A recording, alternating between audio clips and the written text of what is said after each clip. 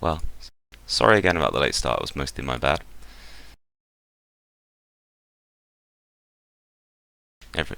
Glad to see everyone's moving their tokens just to check that everything works beautifully.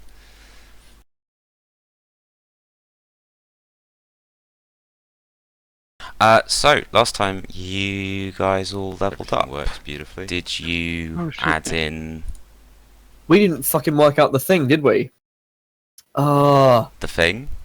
yeah, you know, I wanted to work out if there was supposed to be a mechanic, mechanical law thing I could learn. Oh no, there totally is. Oh, okay. I think we just said it was the same as arcane law, but for technical things as opposed to magical things. Yeah, that sounds familiar. Yeah. I Okay. think you're right. We didn't actually stop to really think it through, but I think that was my gut instinct. Was yeah, it's just arcane law, I think but the for only machines. thing I wanted to specify about it was that it doesn't. You know, there's the type of machines that are like part magic. I can't think what they're called. Form crafted. In the form crafting, should probably have its own one. Yes, it should. It would be form crafting law. Yes. Okay. Yeah. Because that you're right. That is its own unique discipline. See, I'm not overpowering my character. Yeah. Well done for not being OP, Tolly. Woo! Right. But so that's what you took for your leveling up. What did other people take? Just so I'm vaguely aware. I thought what? For your Bonus? level 2 bonus, whatever it was. And did you add it to your character sheets? Believe I took searching and perception, and I think I put a point in willpower. I definitely added a point somewhere. Did you add health? That's sort did of add the other health. thing. Did everyone I'm at add 30 health? health. I'm at 19 magic. so. How much health Yeah. am I supposed to add? Oh, let's I just don't go think I back did. to that section. Yeah, I'm just looking at the level up, see where the level up stuff is, so I can see what I added. I'm trying to remember the page number.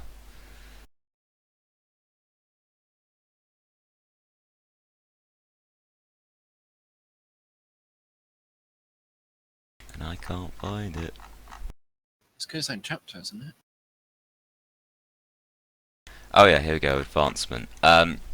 Your character's health increases 1d6 plus constitution.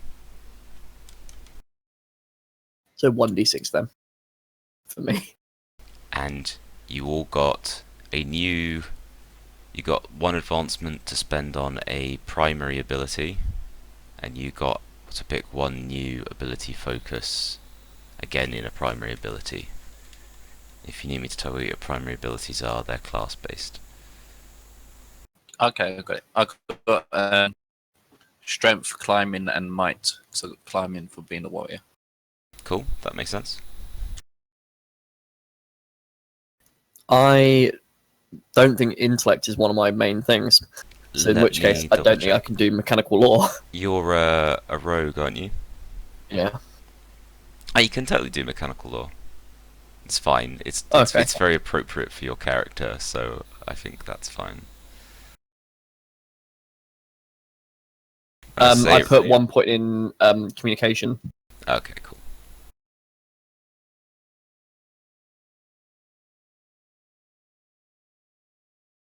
Because I'm super good at things.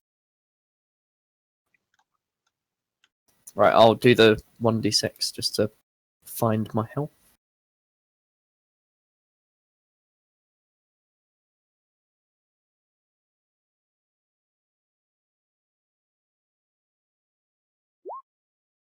+4. Yeah, you got +4 better. So I'm now at a total of 32.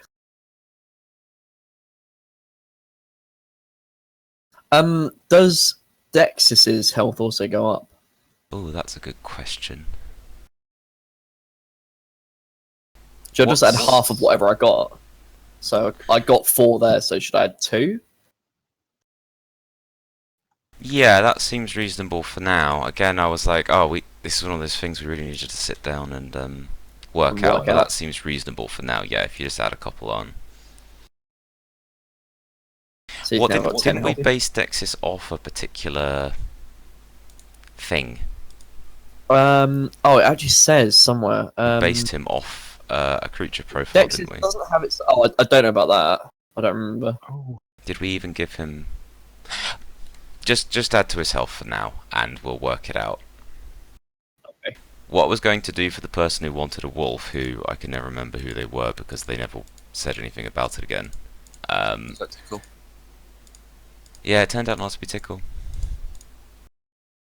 Oh. Yeah, it was really confusing. Was that essentially that his wolf was going to be based off a dog profile, and then once we got to a certain level it would be a wolf, and then we got to a certain level it would be a dire wolf, so we could potentially do something similar with Dexys where... I know, but Dexys is more linked to your character. You know what, don't worry about it for now, but we'll add that to the We'll list figure of it out. things that we need to work out. Okay. Cool, right, so now we've done all the leveling, we can actually get on with some playing. Woo! Woo indeed. So, just to sort of recap briefly from last time, you guys managed to get Nyx the Saurian girl and her guardian Calpurnia out of Prosperity Junction, having escaped from Kestrel the bounty hunter and her sort of cybernetic hawk pet, and you travelled east from Prosperity Junction along this little road that goes from Prosperity Junction over to Gills Ranch over here.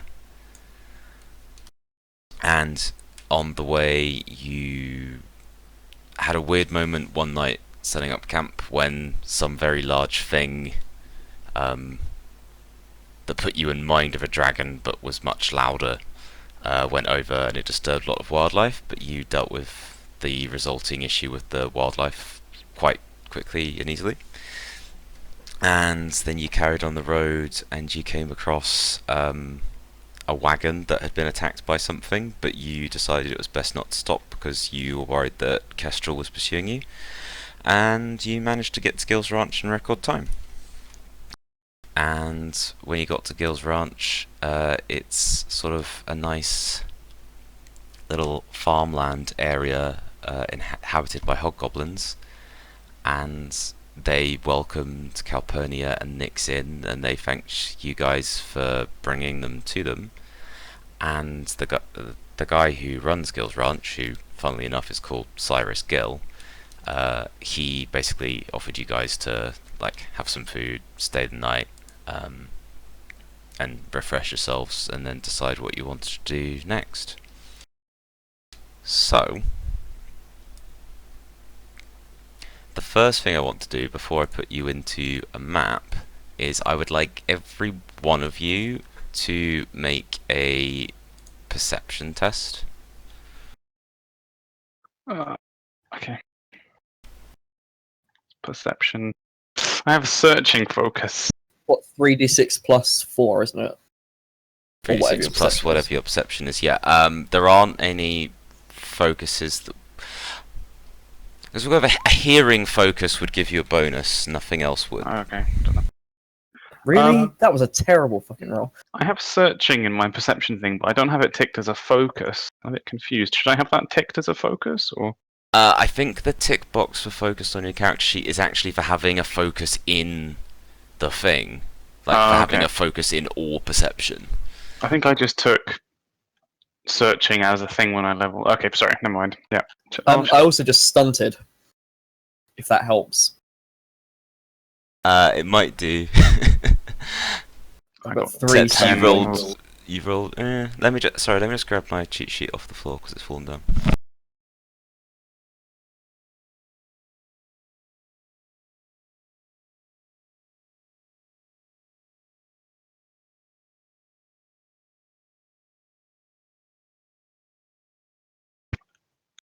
Just whilst Wolfie's scrambling around, does anyone know what page the leveling up is on?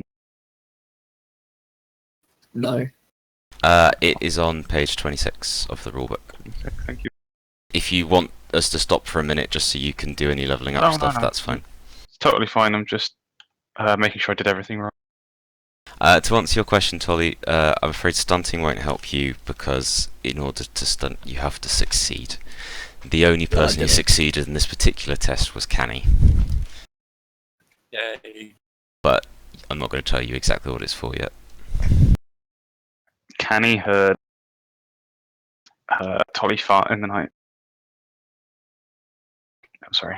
Dun dun dun. Right. It would have been so tiny though. Like I'm like. Yeah, that's why it needed such a high roll.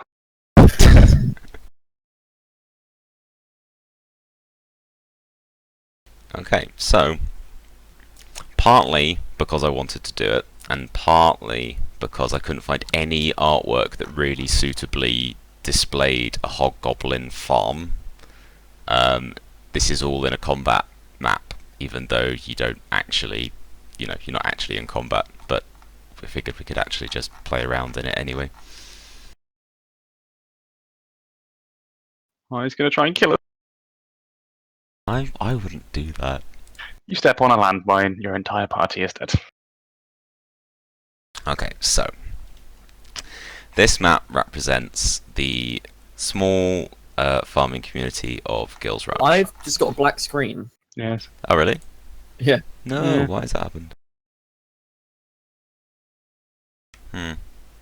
Let me try sticking you back in the map. Can you see the map? Yeah. Okay, let me try loading you back in again. No, still just All black. That's really weird. Why can I see it and you can't? You made it like admin only. I didn't think that was even a thing that I could do.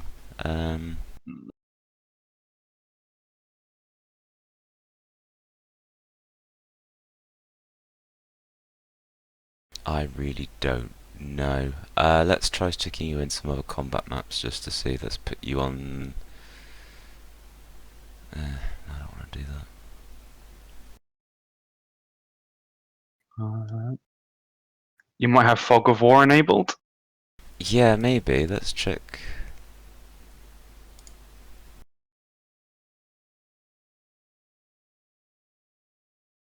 Oh, yeah. Yeah, there we go. Okay, apparently... I thought it looked a bit dark when I was making it. Okay, well you know what? We'll go with that. Since I didn't plan this, but everything starts off at night anyway. That makes sense. So basically, yeah, as I said, you guys had arrived at Gil's Ranch. Like the sun was going down as you arrived, and everyone was pretty worn out. So Gil, who owns the ranch, sorted you guys out with some food. Calpurnia was reunited with her battle sister, as she called her, which is this other goblin called Moxie, who wears like a cowboy hat with a flower in it. And you met several other of the like local hobgoblins, but like it was all a bit much to keep track of many people's names. Like there were quite a lot of them. Everyone was very excited. So after all that had happened, you guys got given a basic dinner and were told you could stay in this hut on the edge of the farm. So yeah, you spent your night in this sort of basic farmhouse type thing. And in the middle of the night, Krossick and Twig slept very soundly, and Dexis was, I don't know, offline quite soundly. But at one point late at night, Kavod suddenly woke up, and he wasn't really sure why. So at first he assumed that Twig had farted. But then he realised that would be ridiculous. And he heard like a scuttling noise somewhere around in the barn.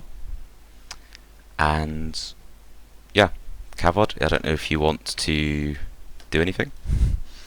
I want to search for where the scuttling noise is coming from. Okay, cool. So you can make another test, and this time it can be a searching, focus, perception test. Don't have that, so.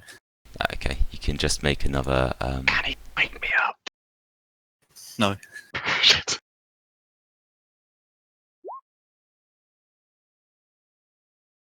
He's stunted?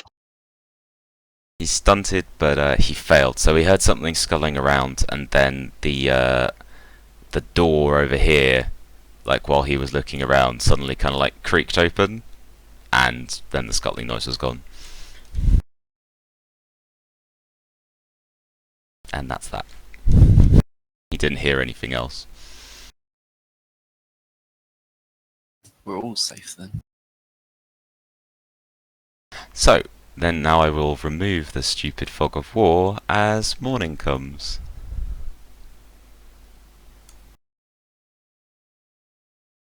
Oh, it's going to make me do it all bloody manually, isn't it?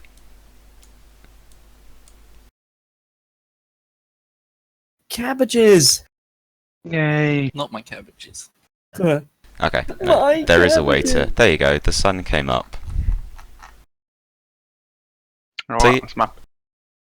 So yeah, it is, the sun comes in, and there's actually quite a nice sort of fresh, grassy, sort of healthy countryside smell that almost reminds you of being back on Verdant. Because this is one of the few places on Umber where people have so far managed to actually sort of irrigate the ground and make it usable and farmable and start growing stuff. And you wake up, and the first thing you notice is that Dexis is missing one of his legs. He is legless. I'm gonna go have a look. Oh, have I woken up as well? Yeah, assuming you want to. Yeah. Assuming you're all waking up roughly at the same time. Oh, I don't want to get up. Yeah, I'll get up. Can I go and check on Nyx and Campania? Yeah, sure, you can. As you sort of getting up and you're getting your stuff ready, you suddenly realise that that piece of weird ore. You remember that kind of like magical bit of rock you had from in town that you'd been hanging on to? Yeah. Stuck it in my pocket. Yeah, it's gone. Oh, god damn it, Canny. I mean, Cavod. I didn't do anything. Oh, okay. I noticed that it's gone, or? Yeah. You noticed it's just missing. All your other stuff seems completely undisturbed. And Swoop at the begins to set up Dexis. She's like, turn him on. yeah, and it's just Okay. basically Dexis has like 4 legs normally, right? Yeah. So Dexis just one leg has just been like removed. Like there's just sort of been disconnected and it's just gone. Does it look as though it's been like ripped apart, or has No, it it's been like... quite cleanly, neatly removed. Okay. Like it just popped off. At this point, Cavod notices that his one of his axes is missing. Like his nice 2-hander axe is missing. Still got his battle axe. It's those bloody pixie things that they told Gil told us about yesterday, last time. We need to find him. Can I have a search around the room? Can I do a searching check? Yeah, sure. Okay, I have. I have a focus in search. Yep. So you get an extra +2 on top of whatever you normally have. It's not a focus, but I have searching and perception. So is that still just +2? Or? Yeah, that's a search focus essentially. Okay. So Okay. you get 3d6 plus 3. Oh no, because I have 1 Yeah. in perception. yeah. So and then you'd plus get 2. +1 for your perception and then plus another 2 for your searching focus. Okay. So 3d6 plus 3. Oh god damn it! Worst roll. Yeah, you don't find any trace of anything. Just that stuff is missing. Okay. Can I go outside the shack and look for tracks? Yeah, you totally can. I have focused in tracking. Ah, okay, yeah, sure, go for it. Can I attempt to break off one of the legs of these stools and like hodgepodge a fake leg, a peg leg? Texas. Can he That'd jump? be dexterity. You can thing. totally do that. No. Canny, we'll do that in a second, just after resolve Canny's tracking. Okay. Canny has actually stunted on his tracking.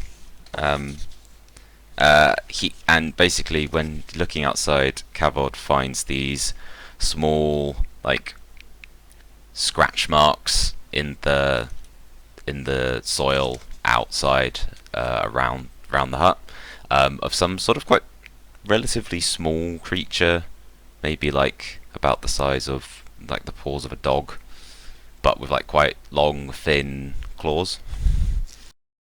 And it looks like they're running around in all kinds of like random different directions. But you can see that it seems like stuff came from this kind of direction towards the hut and went all the way around the hut and then in and out the hut and then back the way it came. If you want to do some sort of exploration stunt, you're welcome to. The object of your attention. Okay. A So bonus to further one bonus. tests. Okay, yeah, no, that seems good. But Let's there's 2 just points to spend, I think. mark you with something to show that you have that bonus, because I don't think we're going anywhere just yet. There you go, you've got a lucky clover symbol to show that you've got a bonus. Yeah, Tolly, you wanted to add a peg leg. Yeah. So what does that come under? That, I suppose... So I've got a focus in crafting.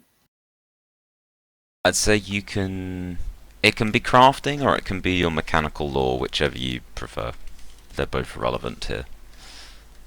I'll do dexterity, so I've got higher on that anyway. So Okay. yeah, crafting. So you break a leg off the stool and try to attach it. So that is 3d6 plus 2. Do I get another 2 for crafting as well? Yeah. Your dexterity Plus plus your crafting. We'll say it's a fairly average test, because like you know what you're doing, and you're not doing anything too advanced.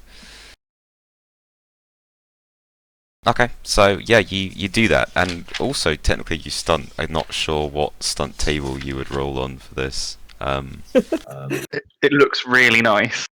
Yeah. It's as nice a peg leg as you could possibly have put on a robot. If there's Intricately any, carved. Suddenly the robot gets an eye patch. okay, Roleplay? I was like, you can use a role-playing stunt if you want to.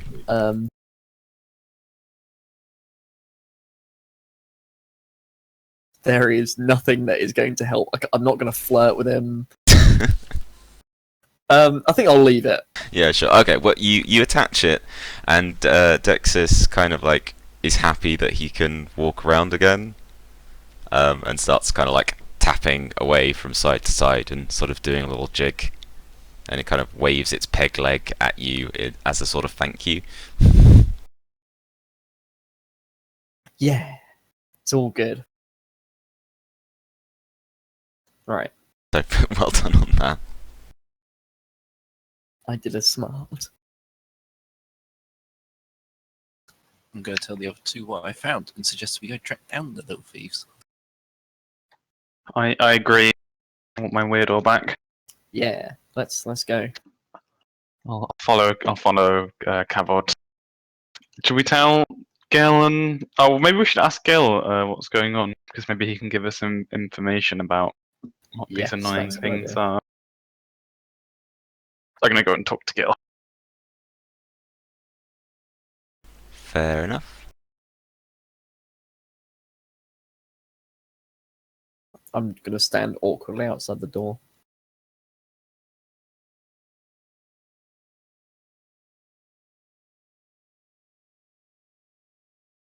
So I'm just moving a few NPCs out and about now that we're not asleep anymore.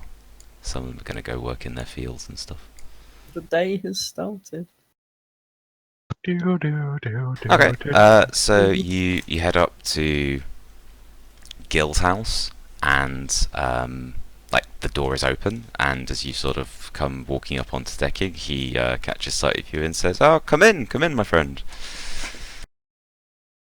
I'll sort of nod and say, we've had some belongings go missing in the night, and we found some tracks. So what they dog tracks or like claws?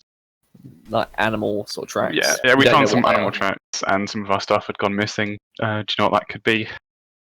He shakes his head and sort of makes a clicking noise with his tongue, and then he's just like, "Ah, those damn pucks. They've been causing us no end of problems since we got here." Do you happen to know where their nest might be? We could take care of them for you if you.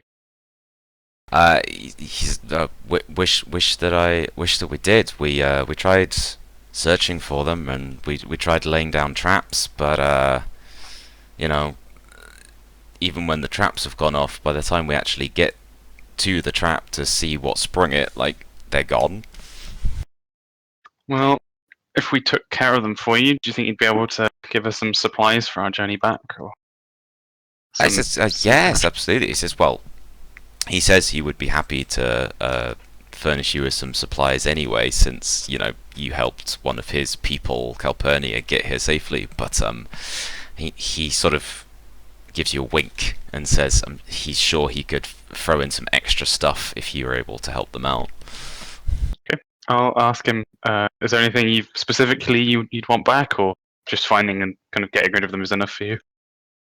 He says that they've mostly lost like kind of food supplies and some of their like farming equipment, like Okay. digging stuff and the odd machine part. Like, I mean, he can't even remember like all the little bits that've gone missing since they settled the place about 6 months ago.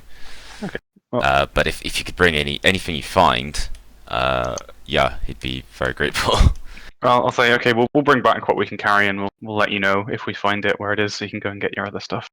Cool. He says he offers you to have breakfast with him. Like, he points to this table here and says like, you guys are welcome to, you know, like, eat, fill your bellies before you go off hunting. What's he got there? Oh, I'll shout to the others that there's breakfast in here. Twig immediately just beeline. Meow. Did you hear like Dex is just like plod in? No, Dex is outside. He's like chilling. What if they steal another one of his legs? He still needs to sort of power up a bit anyway, so the sunlight is helpful for the Firefly. He's running on Windows 95. He's got to boot up. The annoying dial-up tone. Yeah. So what are we eating? You are eating some of Gil's special hot dogs. Oh yeah, Made, great. made with bristle boar meat grown on the farm. He tells you about how they've been like trying to domesticate some of the local species, like the bristle boar, which are like the weird spiky pig creatures that kind of attacked you that time when the dragon flew over, and they're working on capturing some of the local buffalo, but they haven't had much luck yet. Can I ask him if I can pack a lunch to take with us? Yeah, he's quite happy for you to do that. Awesome. That's my day's supplies done. He offers you a choice between more boar meat, or you know, he says for, you know, if you prefer, like, we've got a nice lot of vegetables that came out the ground last week. Twig doesn't really meat. Oh, okay. So are there any vegetables or vegetables or fruit? They sort you out, the blue-haired goblin here, who I'm going to now call Jemima. She says she doesn't eat meat either, and she gives you a veggie burger made from Yay! a patty of root vegetables grown on the ranch. That sounds good. You notice that the vegetables are slightly odd colours compared to what you'd expect. Like there's stuff like looks like sort of carrots and cabbage and stuff, but they're all kind of like orange and purpley tinged instead of being like properly green. She says it's just as good as normal. Like it's just the soil here on Umber's they're still kind of working out how to get the soil just right. Should we head off then? I've got some food packed, so should we be on our way? I thank the nice Yes. Jemima and Gil. And fly outside, yeah. I'll say thanks, and cool. I'll head off to where Canny pointed to the tracks were.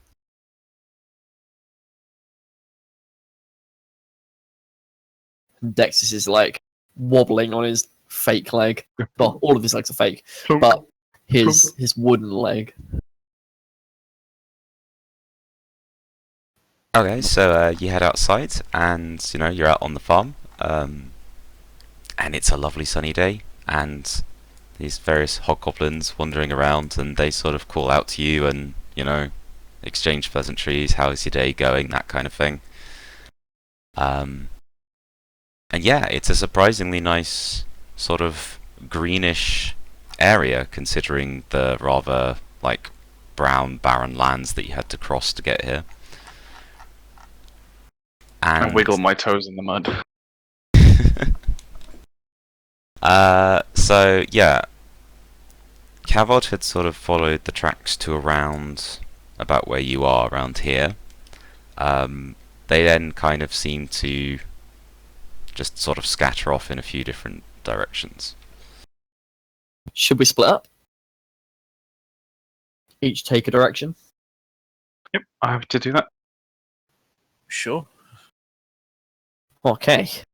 Okay, fair enough. Well, there's some of them are sort of... Hang on, use my little arrow. Some of them are sort of heading off this way. One's heading down into this vegetable patch, and one's heading down this path. I'm going this way! Meow. I just Go this fly off excitedly. I'll head down here and talk to this goblin woman. Okay, she gives you a friendly wave, and asks how you're doing today. I'll say I'm good. I'm fine. I lost some stuff in the night. Those pucks. You haven't happened to seen any of their tracks, have you? She says, those darn pucks. They make life here so difficult. She says she hasn't seen any tracks, but she had noticed that someone had dug up some of her carrots. She wouldn't be surprised if it was one of the pucks who'd been doing it. They always seem to like stealing her carrots. Can I ask her where the carrots were stolen from? Because maybe I can find some tracks there. The carrots is basically this line here of plants that look like they've been messed up. I'll say thanks. And can I do a search for some tracks around here, or can I see the tracks from where Candy found them? You can't. You can see that, like you said, the soil's kind of been turned up, and it looks like something's been digging there, and there's just sort of these purple tinted carrots just kind of like strewn about the place, but you can't see any tracks. But you can make a search if you want. Okay, I'll do a search.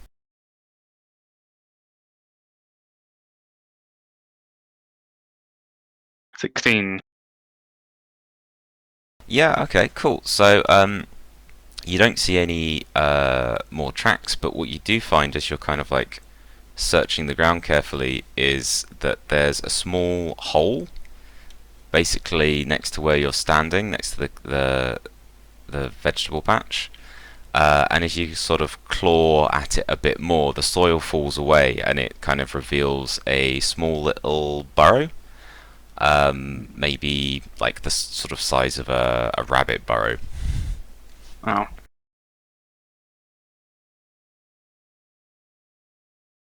Okay.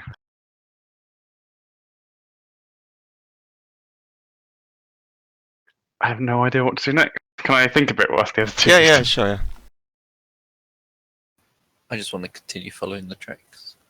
Okay, so the tracks you're following kind of like head out this way towards the waterhole, and then they seem to head into the water. Like you lose the tracks around where you're standing now. Like they just sort of seem to go straight into the water. Can I see anything in the water? The water's fairly clear. There seem to be a few sort of eel-like creatures sort of swimming around in there. You see a couple of like little frogs and stuff around the edges, but no, you can't see anything specifically in there. I'm gonna start heading back.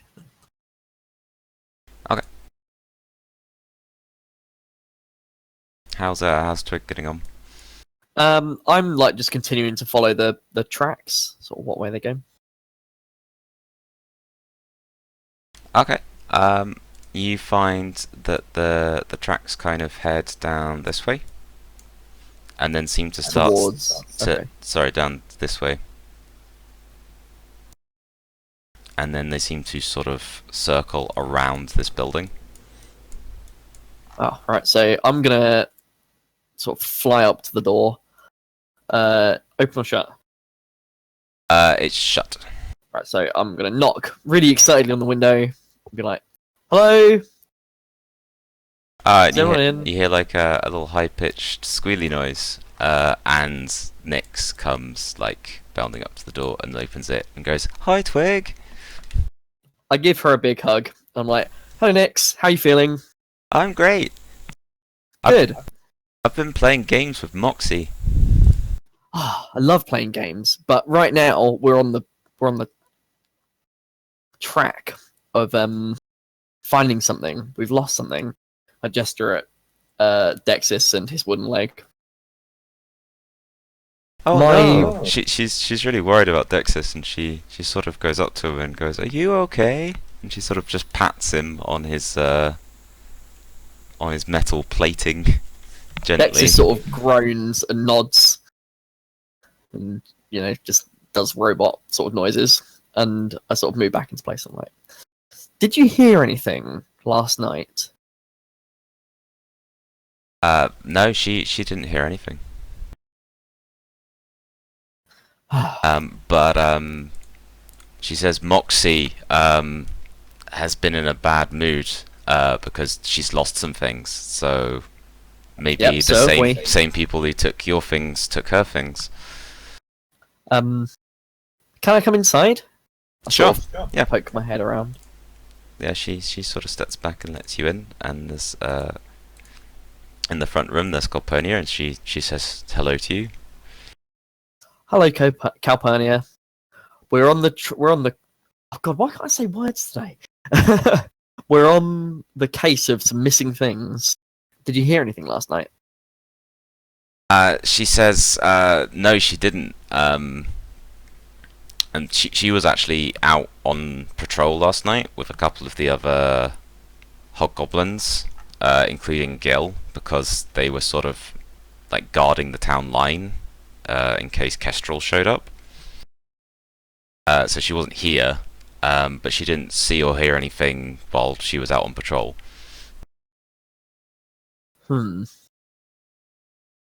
Because Nick said that your friend Moxie maybe had something go missing as well. Oh yeah, Moxie's been looking for some papers or something. She's been tearing the place apart all morning.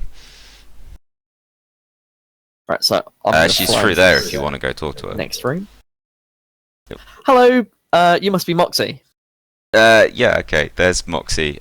So this section of the house is kind of clearly not so much lived in. It's more like a kind of work area. Like there's lots of papers on a desk, but there's also a lot of what looks like some kind of medical equipment. Like sort of vials and bandages and pots of ointment and stuff like that. And Moxie is sort of like looking through it all. She's like trying to find stuff. So when you come through, she kind of like looks up. She's a bit irritable, and she goes, "I'm not having a good day, little one. What do you want? Are you sick?" No, we've had some things go missing, and I've followed some tracks, and they lead here. Like, sort of, well, not here, like, they're around this building. And I wondered if you might have anything, any information. I wish I did. That what they've taken is my information.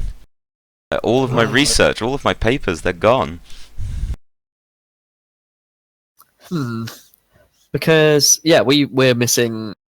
I didn't have too much issue. It was just one of Dexter's legs, but my companion's missing an axe, and then I sort of paused and I tried to wonder if I should say anything. And I say, "Oh, we're missing another item as well." I just sort of shrug. Yeah, she nods and she says, "That's the pucks for you. Normally they only take small things, but it seems last night they were up to a lot of mischief." And she sort of slumps back down into her chair, and she looks quite worn out. And she's like, "I've been working on this research for years. Like, I mean, it's all in my head, but like, it'll take ages to write it all out again. And what if I forget something? There's a lot at stake." Where can we find them? Is there any way? She says that they've tried before. She knows that like Gil and some of the others have tried before, but they tend to, they're all of the hogs here. They're all soldiers or ex-soldiers. Like, they tend to use quite conventional methods. But she wonders. She's always wondered if maybe there's a more magical solution is what's needed, because the way they get in and out and the way they always seem to just disappear, like, it seems like more than just stealth. Like, she thinks that pucks are like magical creatures. Okay. And she says, you could talk to Axel about it if he wasn't so ill. And she sort of points through the door, and you can see that there's this very ill-looking hobgoblin asleep in a bed. What's wrong with him? He's got blood fever. Oh, that's terrible. But Twig clearly doesn't know anything about that, so you could have said virtually anything and she'd have had the same reaction. So I sort of shrug and say, "Well, we've got our own magic user, so I'll ask him if he knows anything. Maybe he can help. Also, nice hat." Thank you. She brightens up for the first time. I beam a huge grin and then fly sort of past Calpurnia, sort of shouting a quick like "bye," off to go find Krosek. And yeah, I guess I follow back. I sort of backtrack towards the others. Down to me. I see Twig flying out of the house and make my way down. Krosek. Hello. Apparently the pucks are magic. Can you sense any magic around? Do you know what kind of magic? I shrug and I just say, "I don't know, magic." Okay. Can I go into a sort of a trance, maybe see if I can find any traces, see if I can, I don't know, see if they've like slipped in and out of reality. I don't know if they can do I know anything about pucks? Can I do a lore check? You probably don't know much about them, given that they're sort of an umber thing Right, that you didn't know about until you arrived here yesterday. Okay, I'll just kind of see if I can find any traces of magic in the area, see if I can, almost like see if I can see any like scent trails in the magic Sure. plane. if That makes seems a shaman-y sort of thing to do. Yeah, just sort of reach out, see if I can sense anything. Let me just find my catch. What would that be? Would that be in intelligence or willpower? I think we'll call it willpower because I see it as like you sort of having to maintain your focus Okay. on I don't know, the spiritual or whatever kind of place that you go to when you have magic shaman type visions. I got an 11. Okay, yeah, cool. So when you go into your little trancey type thing, Yeah, sort of close my eyes. And... Yeah. You start to see little kind of like wispy clouds in the area that you couldn't see before. Okay. That sort of seem to have they seem to be almost like just like leftovers, like it's like smoke from a fire that's gone out. Okay. Hang on, I'm just trying to see if I can add some stuff onto the map for you to represent this. Ooh.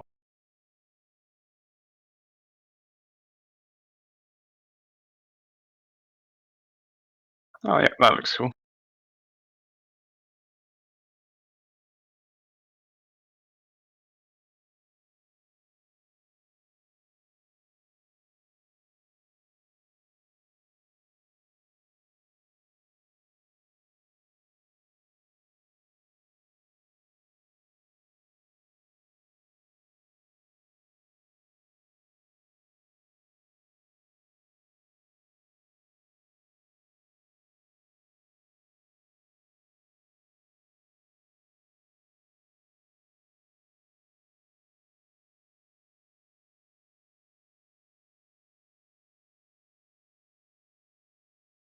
Okay, maybe I went a little overboard there, but I have added on the various like little pink wisps of smoke that you can now sort of see with your Okay. magically enhanced vision. I was like, you don't have to stay in the trance to be able to see them. Like you've kind of, as long as you can sort of, as long as nothing breaks your focus, you're going to be able to see this magical aura now. So yeah, I can just almost like see it out of the corner of my eye, kind of thing. Yeah, like yeah, Yeah. if you looked directly at it, like it wouldn't really be there, but it's more of a yeah. Sense. Yeah. Okay. I'm gonna, whilst like I'm not gonna say anything, I'm just gonna kind of like gesture to Twig and Cavod, and I'm gonna make my way down over here. That's okay. Yeah, sure, go for it. Is that a hole in the ground? I'm gonna... Yes, as you sort of walk between these two trees here, you see what looks like a hole. Like it's, you wouldn't have been able to. It's odd because when you look at it, you can see quite clearly that there isn't a hole in the ground. But when you kind of do this thing of like, yeah, turning your head, looking out the corner of your eye, kind of like just trusting your instincts, you know that there obviously is a big old hole right there in the ground, like someone had just dug a big hole. But as soon as you look at it directly, like it's just grass. Can I try and sort of dispel any illusions or anything, or can I just step? I don't know. I don't really want to step in there in case it's really deep. But does it look like it's kind of You slanting got a down into the staff? ground? Poke it. Oh yeah. Can I just like jab at it with my staff? Yeah, sure. Okay, you jab in. Well, your staff's sort of what I'm guessing about almost as tall as you are. Yeah, rough. Yeah. Okay, so you sort of jab that in, and it goes almost all the way down before it touches something, but it does then hit like something soft. Okay. Like soil kind of soft, or Yeah, like Okay. you were putting it into the ground. Do I have like cantrip spells, or could I like chuck a little wisp down there or something just for light, or is that a specific spell I'd have to I take? think there is a spell for like doing stuff like that, so I'd be Oh, inclined okay. to say no. Okay. You can do some variant on. Like you can, I don't mind you doing like a small, like a mini version of a spell you already have. Let me. Fireball it. Yes. I don't have Like fireball. But like for example, like Lightning. either of your lightning spells, if you wanted to do like a mini version of one of those for like just one magic point, you could make. I don't mind you making like a little ball of lightning or something like that you can fly around. Okay, yeah. Could I do that? Maybe just have a little hovering. I'll cast Jolt then. And could I just sort of hold it in the palm of my hand, or would I be able to sort of move it away? You can hold it in the palm of your hand, or you can sort of move it a few yards, like say a square. No, say 2 squares from you. You can sort of float at any distance up to a couple of squares away from you. I'll do it so it's just kind of going through where the ground should be, like where it looks like there's grass. I'll just kind of like so it's like half in the ground and half out, because I know there's an illusion there now. I want to see if I can dispel it or make the illusion go away or something. So yeah, I'll cast. Do I have to do a roll for that? Or? I'm just gonna move around. We're kind of doing a mini version, so no, we'll say you can Okay, just do it. It just costs you a magic point. Okay, I'll take that off.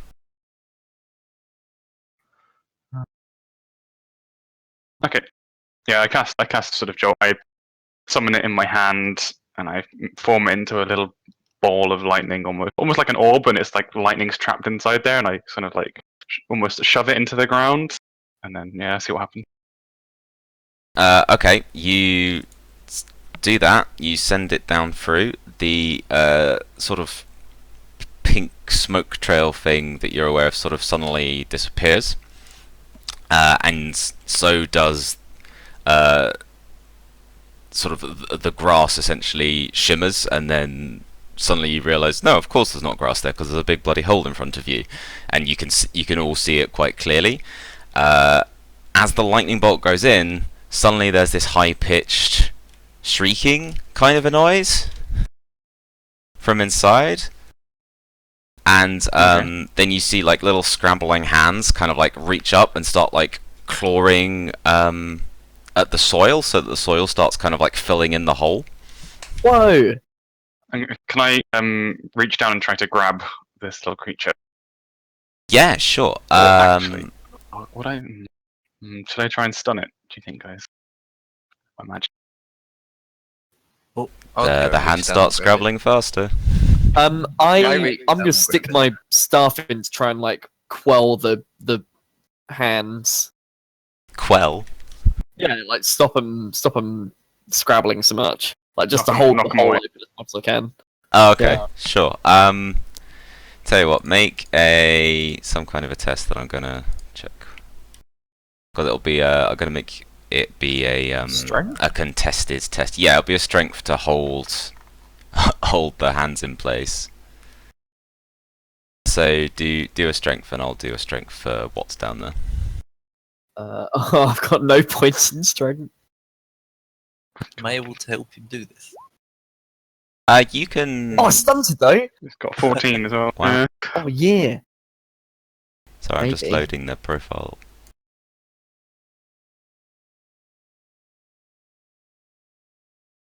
I've been good on the stunt rolls today. Yeah.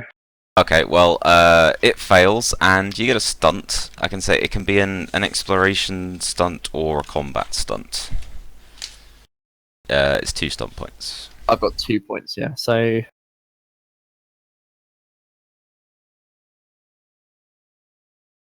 You could do knock prone. Sorry, am I allowed to suggest things for him to do? Or... Yeah, that's fine. You could knock him prone, Tolly. oh yeah. You could imagine that this is them yelling, like while like Twig's like shoving this staff down, and this thing's squeaking. It's like, knock him down, knock him down. Yeah, I'm gonna knock him prone.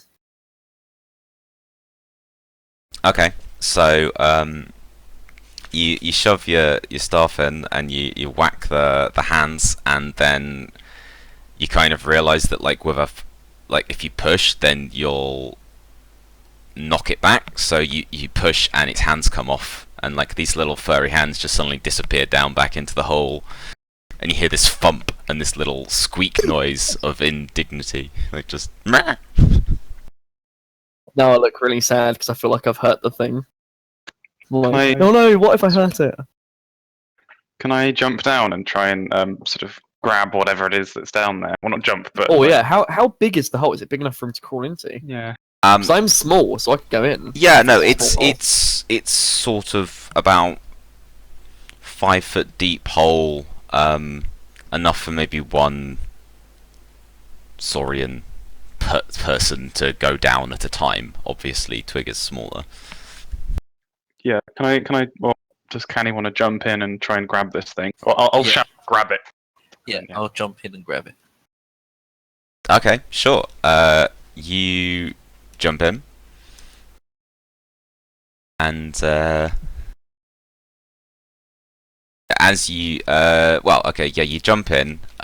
You can't see very well down there, but something is basically scrabbling around it, around your legs, and make a dexterity check to try and catch it. Does he get a +1 for the knock prone thing? 'Cause it's a Yes. +1 bonus on attack roll. Yeah. You have +1 on top of whatever else you have. Yay.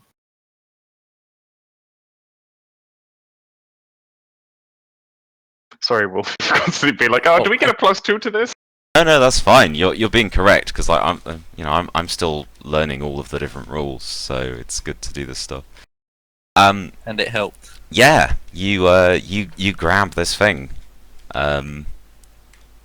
like in both your arms, and you kind of have to like really dig your claws in to sort of hold it in place. But yeah, you've got this wriggling, screeching thing, kind of about the size of.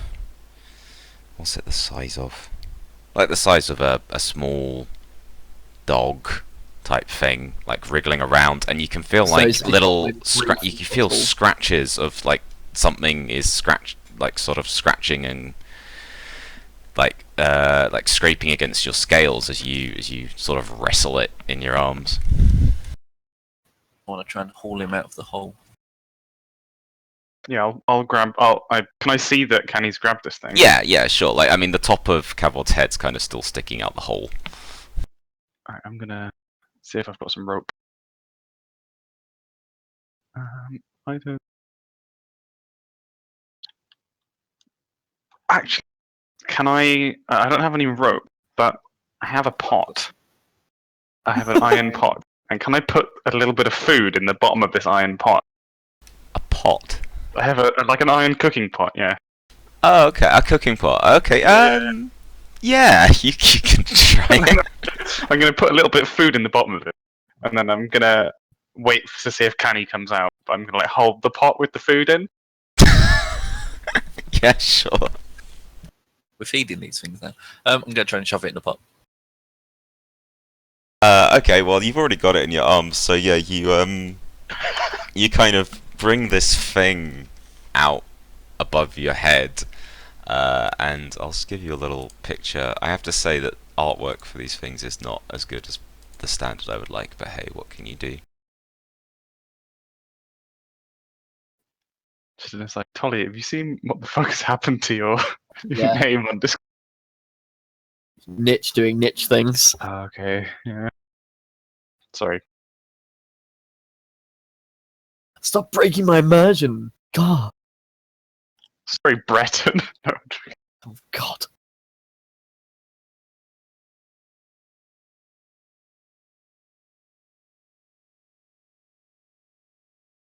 Sorry, I lost my artwork, so I had to just go grab it again. I'll put it in the Discord channel.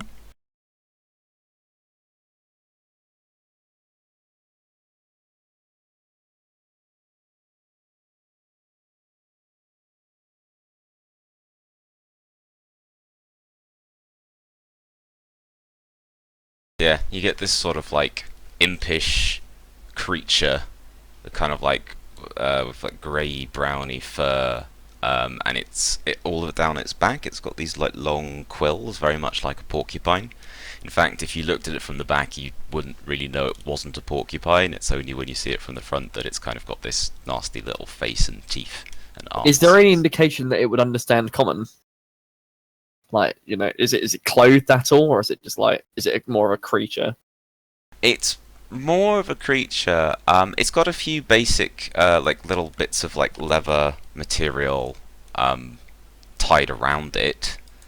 But the little sort of shrieking, jabbering noises it's making as Cavod's wrestling with it, like, they don't sound like any language you know. Okay.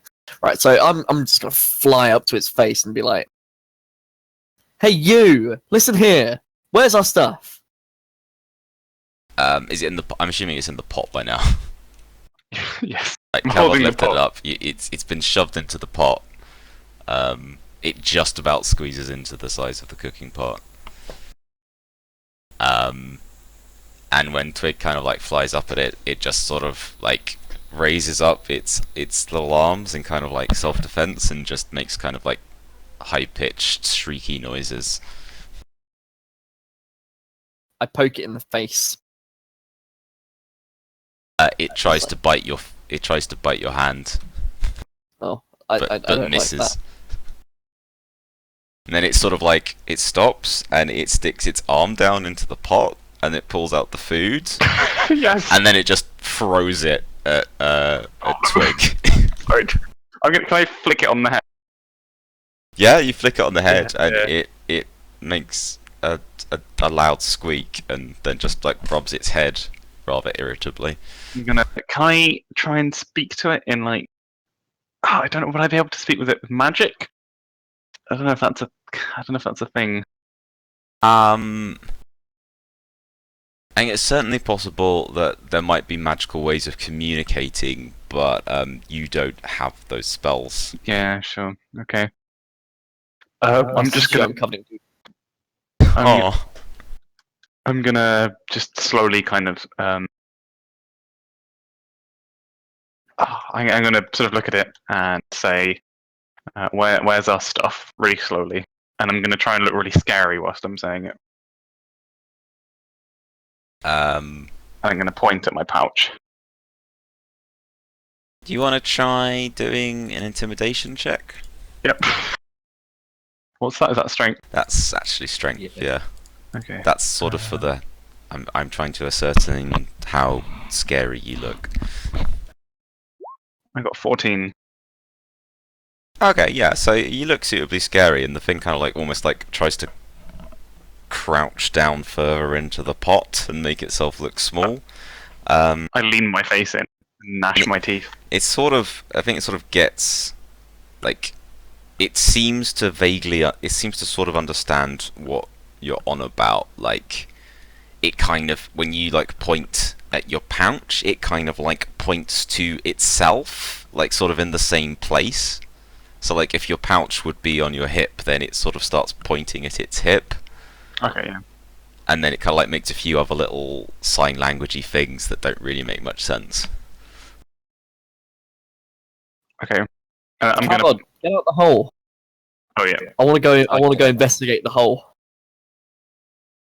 Yeah.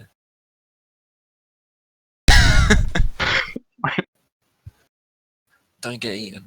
Do I have to can I roll a perception or something, some kind of sort of check to have a look around? Well, yeah. I mean, when you get, I think Fae have some night vision, don't you? Yes, I think we do. Hang on. I'm assuming you've got the standard night vision up to about 20 feet. Yeah. So when you sort of fly down there, you can see okay. So you've sort of got this hole, and then at the bottom of the hole, there's a couple of little tunnels, kind of like leading in different directions underneath the earth, and those tunnels are like quite small. They're probably, they're just big enough for one of these puck things to crawl through. Well, and I'm also pretty small. that's true. So you could follow them if you want. They seem to sort of be heading. They're both heading in roughly the same direction. One of them's heading up, kind of like in that direction, and one of them's kind of heading in that direction. So you've sort of got two little different. Is there a tunnels. thing I can indicate that I'm underground? Oh shit! Just I've hit- done the thing again. Yes, if you hit all of the icons, that shows you're underground. Probably dead. Did you wipe the food off your face, or do you still?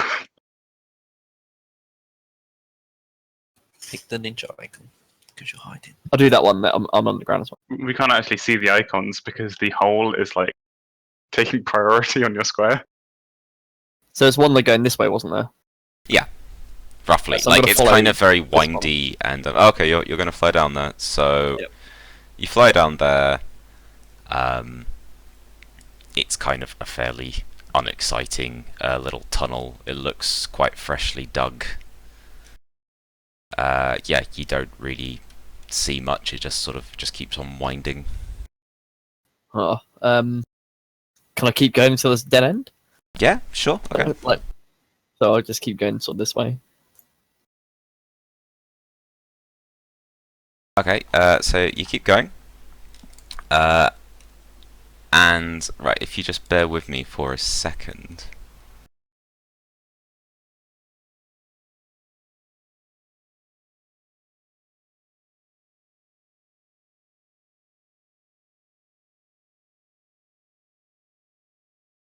Um, Just give me a second. I've just got to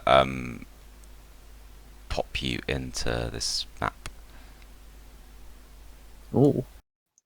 can would there be enough space for me and Kavod to come down as well, or is it way too small? Not that way. No. I'm gonna say to Kavod, there was another sort of illusion-y type thing over near the lake, just where you were looking earlier. Let's go wander over there then. Yeah, can I bring Dexus for this? Yeah. Or is Dexus following Well, Twig that's sort of up around? to Or Tolly. but- he'll follow, because he sort of knows you guys. So I'll pat him and say nice leg. he understands common as well. Oh, So okay. I'll tell him he's got a nice leg, and and then we're gonna go and check something else out. Oh, okay, I'm gonna yeah, make Dex my just sort of nods and follows. I just imagine he talks with like a little printout thing that just says "okay." No, it's not as advanced as that. But Okay. Hang on. Are we moving faster than Twig? Because I think you can assume that Twig is still moving burrowing through the underneath. tunnels because they're very windy. me and Canny are gonna make our way over to this lake then. I guess. Well, I am anyway. Okay, the lady with the carrot patch kind of like calls out at you as you're going past and goes, "When you get hold of those varmints, give them a thrashing for me." Did I have? I'll hold up the pot and I'll point to the pot. Ah, nice work, kid. Don't rest until all the blighters are dead. They ruined my carrot patch. I'll just nod and pretend that she didn't call me a kid, and then I'll walk. Sure. Do I know that there's like all this stuff is still around here? Am I still paying attention to all that sort of wispy magic? Or? Sorry, my phone went off. Yes, we'll say that you are. Like, you can still see it. You can kind of like, as you get up to the lake, you can kind of see like, yeah, the little pink clouds kind of like hop between different stones across the lake, and then up to the top bit around here where you are. Okay, and would I, because I've discovered that other illusion down in the other place, can I kind of tell that there's an illusion where that hole is now? Okay, yeah, I'll make my way over there then and poke around until the illusion disappears.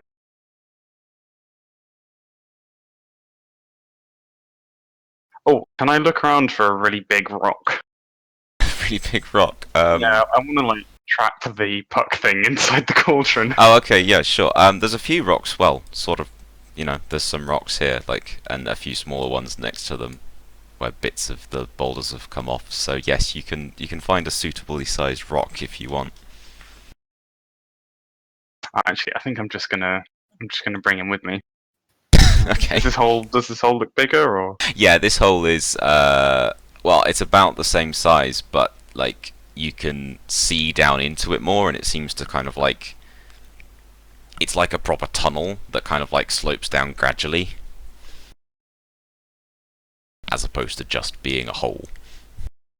Okay. I'm gonna ask Kavod. Do you want to go down there? Should we explore? Okay. I'm gonna check if I have a torch. Canny, do you have a torch we could use? I have a flint. Oh, I've got a flint and steel and a torch. I believe Kavod has a lantern. Oh, I do have a lantern. I'll hand him my flint and steel, and I'll nod. I light my lantern and go down into the hole. Okie doke. So you two sort of go one at a time into the hole.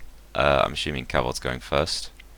Yeah. Yeah. And then Krosik and then Dexit. I guess maybe Dexis follows behind? Or if Yeah, maybe just he stays... follows him. Okay, cool. I'll give him a hand down because of his leg. He's crippled. Can I check with... Oh, has Twig come out at our end of the tunnel? No, you haven't. I'm just lumping you Ah. together so I can map transfer you more easily.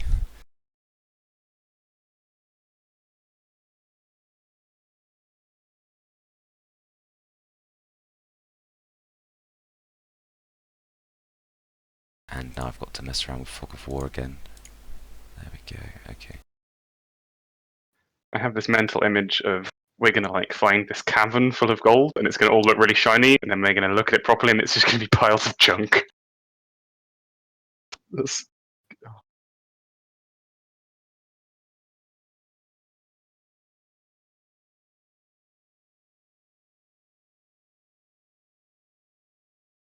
Okay, so Good. at more or less the same time, you guys sort of, through your various tunnels, come out into this slightly larger underground cavern area that's kind of filled with the sound of like dripping water.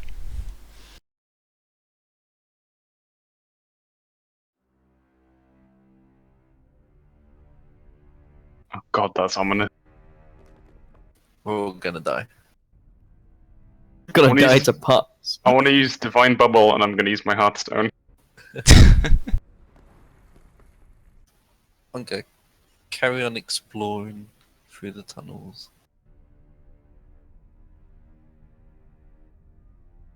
It's about there. Okay, doke.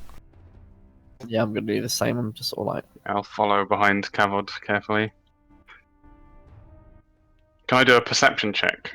See if there's anything dangerous around, or if there's any like torches on the wall we could light, or... I don't know if there's...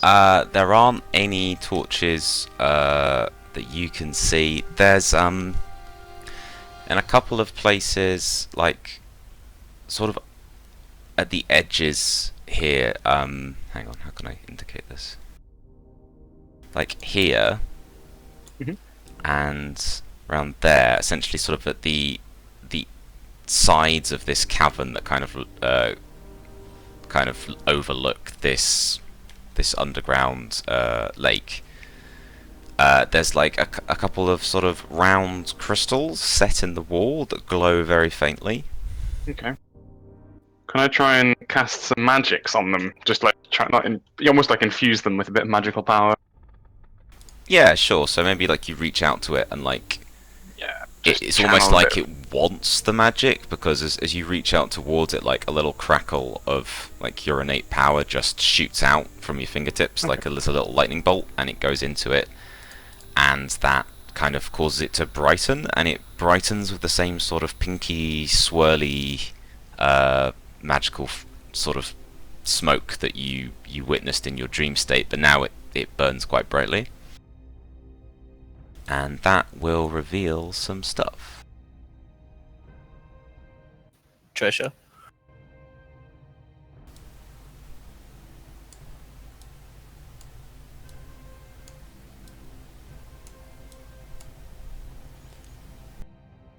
So essentially it brightens up and you can see, well, you can see more of this sort of underground stream, like, oh, I'm going to call it a stream. It's a very slow moving, like little bit of underground water with this rickety wooden bridge going over it.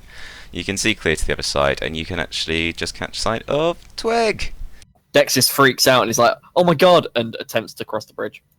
Right, well, Oh god. as Twig flew forward, then you suddenly noticed a shape down this corridor that you've just passed, and you see this like shadowy creature similar to the one that that Krosik like pulled well, the one that the Saurians pulled out of the ground, but it's kind of like almost like in black and white, like it's very difficult to see.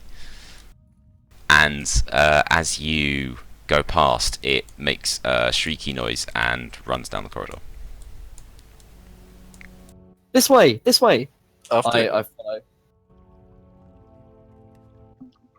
I'm gonna get out my lantern. Is there like plenty of light to see by now? Or? In the central where you are, yes, it's Okay. pretty easy to see. And plus, actually, I'm not sure if Saurians do have any night vision, but certainly, No. yeah. Now those globes are done, like you can see pretty clearly in the central area. Oh, sorry, Kenny. I guess you're going over first.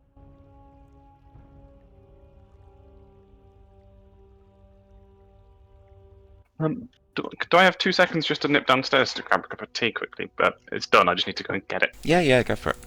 I'll be We'll back just in a moment. pause. I'll cross the bridge as well. Okay, we'll just pause for a sec. I'd realised there were a couple of details I forgot to fill in anyway, so it's handy for me to cheat.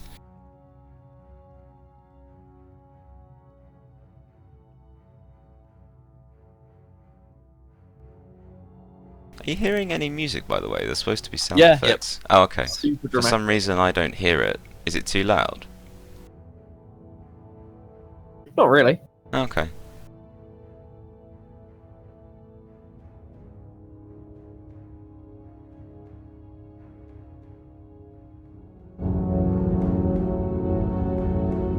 Oh no, I did that. I have this weird thing on my computer sometimes when it makes certain applications, like, just the volume goes for some weird reason. That's very weird. Yeah. Well, it is a bit dramatic, isn't it? It's quite good though. makes It's me think we're possibly gonna die. maybe a bit too dramatic for this setting. It's Yeah. like You don't know that. We could go around the corner and there could be a dragon, or this feels like we're storming a castle. It reminds me a lot. Caddy, do you ever play Ocarina of Time? yeah. It reminds me of the music when you go up to Ganondorf's castle at the end. It's really dramatic, isn't it? So dramatic. Yeah, I picked this one because it was titled Lost Mine, and so it seemed suitably undergroundy, but I think it's maybe not exactly. I feel like the we're most about to appropriate. fight the Lich King or something. That's exactly what's gonna happen. Oh no. I'm gonna. Can I look around see if there's any more of these little orbs?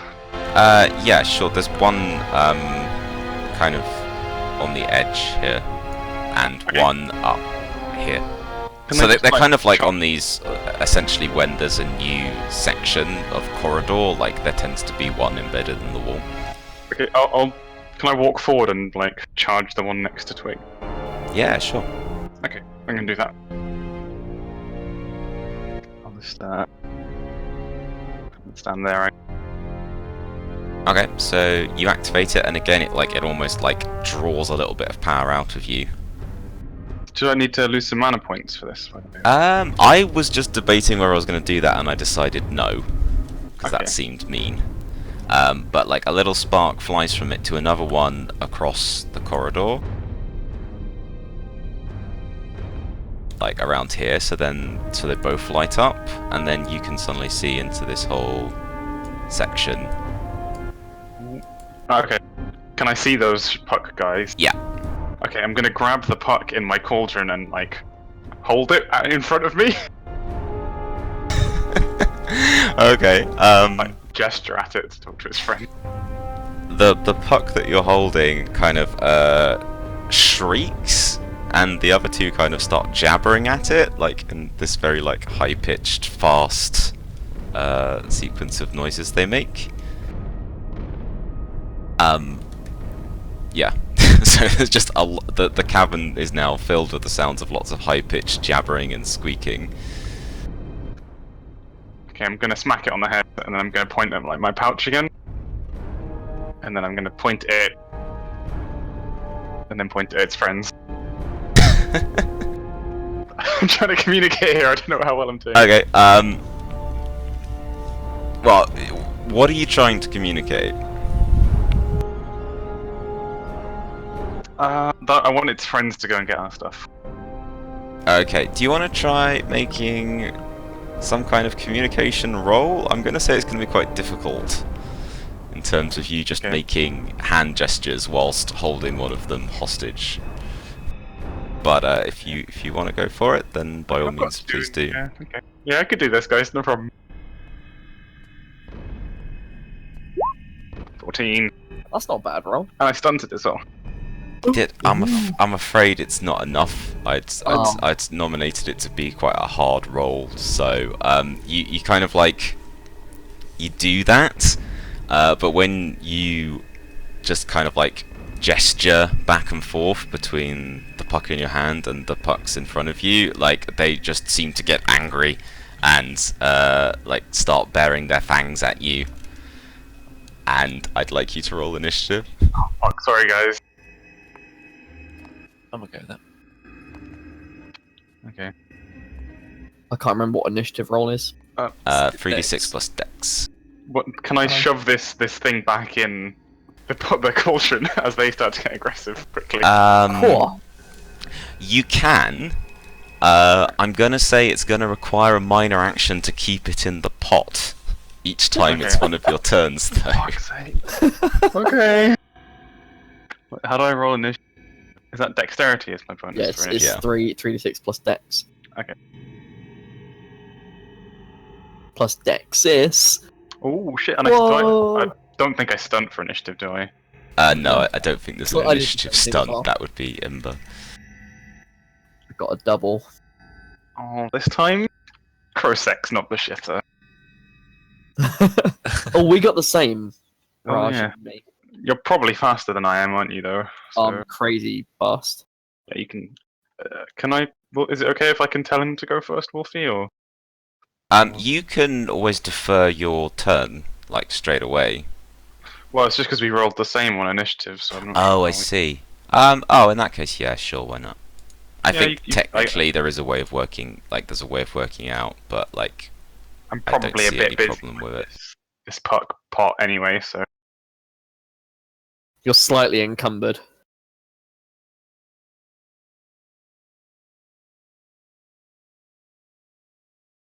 I'm just adding you to a turn order.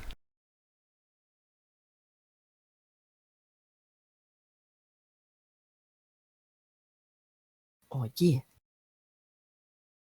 So, did you say Twig's going first? Yeah, sure. Okay, and I'll just roll for the pucks. Oh puck. Oh, puck Fucking off. hell. For puck's sake. Puck's sake. I hope you knew these puns were gonna happen, Wolfie.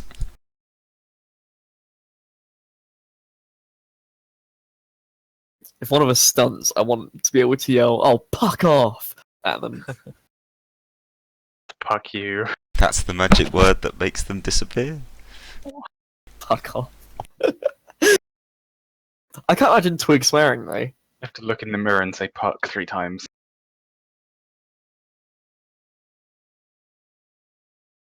Twig's not much of a swearer.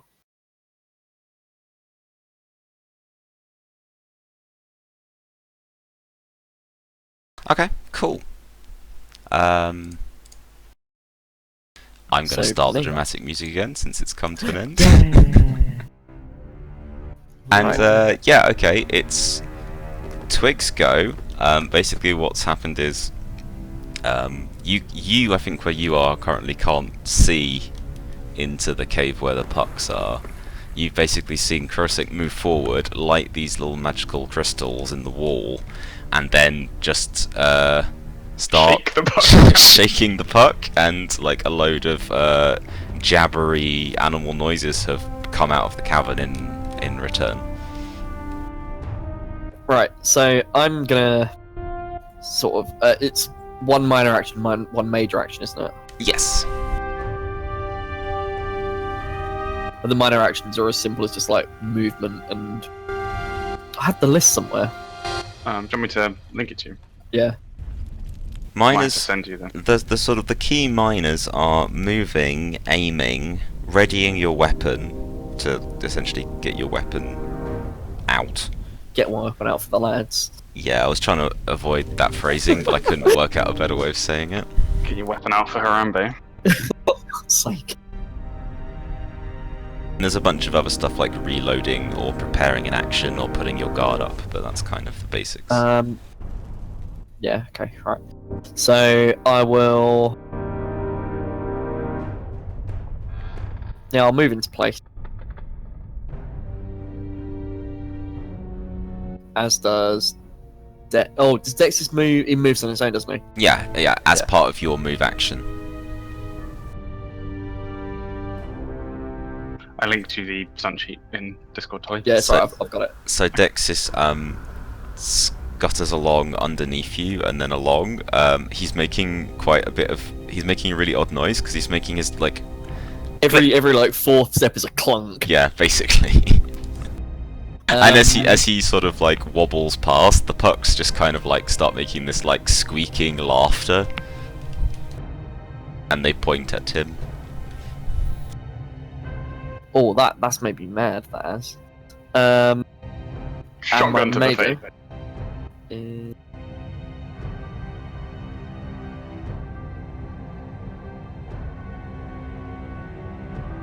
I'm gonna charge into the one that is closest, the shade. Hang on, can you? Half my speed, rounded down in yards, and then make a Oh melee yeah. attack. My concern is you didn't have a weapon. Oh shit! ready. Yeah, I do not do that because I Dexis will. probably could because his weapons are sort of built into him. He can't with the saw. Oh yeah, no, he does Okay. have to get that out, doesn't So he? I point at the puck shade and Dexis like charges forward then. Okay. So it is. Just trying to find what his attack dealy is. It's just 4 plus 4, so it's 1d6 plus 2. Well, he's got to roll to um, hit first. Yeah. What is that? That's That'll be your 3d6 plus fighting, and he uses your stats.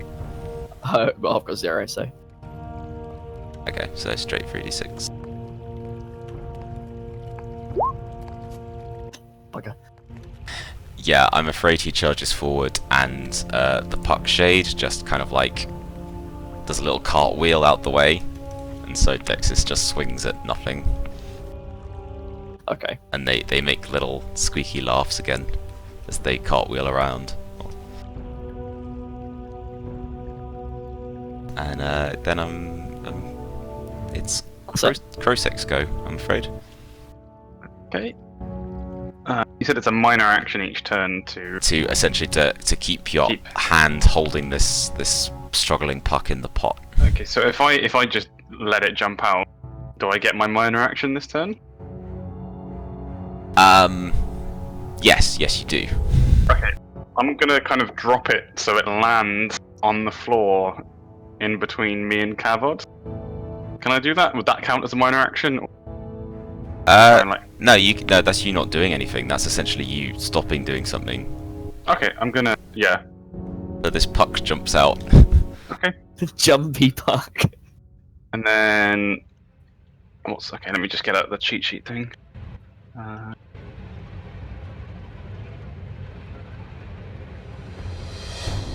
I am going to aim. And Okay. then I am going. So I get +1 on my next attack roll, I think. My arcane blast just counts as a ranged attack. Yeah, it's just a normal shooting attack. So you can just like point and blow up. I haven't got the damage for arcane blast written down, but I'll find it in a. Sorry. It's okay, I'll find it for you quickly if you want to roll to hit. Yeah, is it 3d6 plus my intelligence? Let's just find it.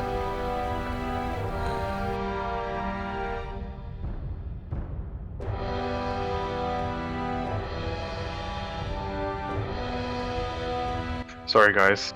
That's got. I need to find some sort of PDF viewer that has bookmarks so that I can just mark where all this stuff is. Be infinitely easier. Okay, Arcane Blast. Oh, I think I found it. A normal ranged attack the attack roll is an accuracy arcane blast test. So essentially, yeah, it's 3d6 plus your accuracy. Okay, and then I get +1 for the aim. Is that right? Or- Yes. My accuracy is 0, so shit. And so 3d6 +1.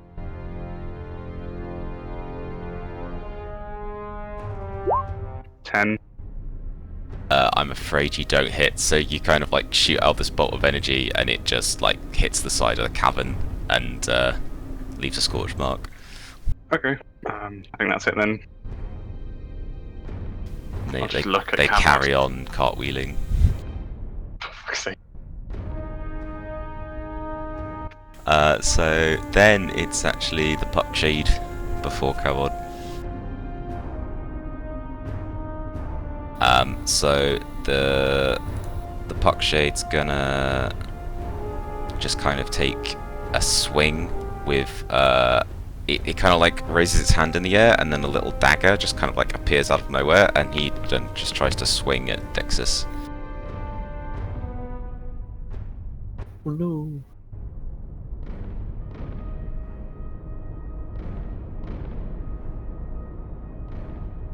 Nine, I'm guessing, is gonna miss against your death, Tolly. Actually, no, Defense 10. Dexus has his own death, doesn't he? But I still miss because that was a truly, truly awful roll. 1, 2, 1 plus 5. Get a Did more plus for 5 bonus and he still missed. Okay, so he misses, and then like it's almost like he doesn't understand how he missed, so he just kind of like freezes on the spot, just like confused at what just happened. Then he sort of does this like it's almost like a turn to camera shrug, like wah wah wah. And then it's Cavod. Cavod, you've just seen essentially Krossick let loose this puck out the pot, and it's just landed on the ground between you and Krossick, and it's kind of like just like looking around, panicked. Just before Cavill does anything, can I just look at him in the eyes and just nod? Oh, we don't need it anymore then. Yeah. I'm gonna draw my battle axe and shield and attack it. Didn't they Okay, steal your they've axe? They stole my two-handed. Oh, okay. He's still got his battle axe. So is it fine to just draw and attack it? So? Yeah, you're red. Drawing the weapon is a ready, so that's a minor. So yeah, go for it.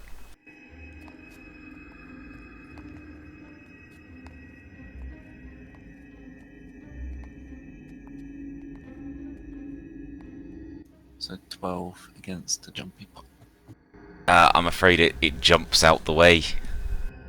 Damn. They're very, very jumpy, tricksy It would creatures. do that, wouldn't it? Being a jumpy puck. It's such a jumpy puck. Yeah, sorry, it's swing and it jumps to the side, and kind of like looks around, panicked, like trying to find a way to escape. So then it's the puck fighter's turn. The puck fighter is kind of like a bit more of a bit bigger than the others, and it's kind of like this blue. It's got this blue-colored flesh as opposed to brown, and it does a similar thing to what the shade does. It kind of like reaches its hand out, and then like a little bow appears in its hand, and it fires an arrow at Twig.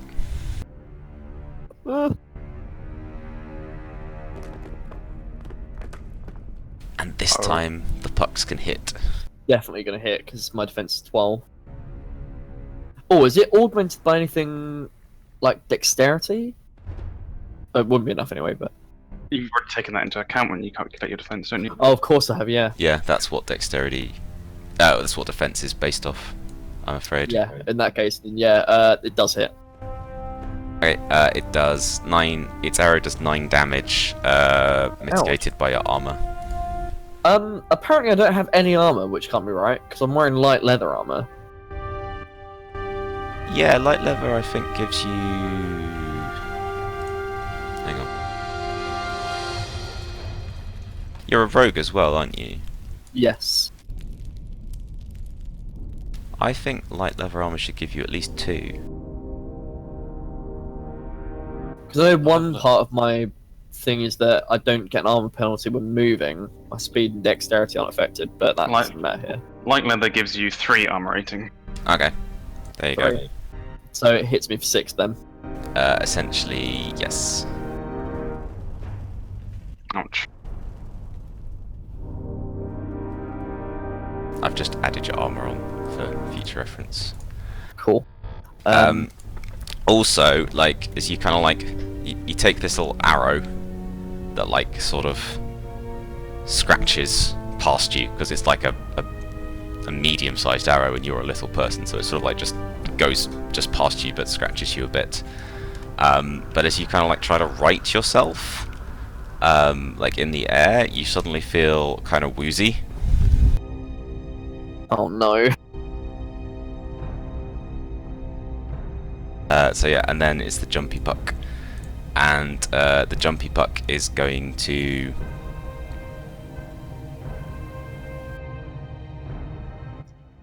attack Krosek in the back because I think Krosek annoyed it the most.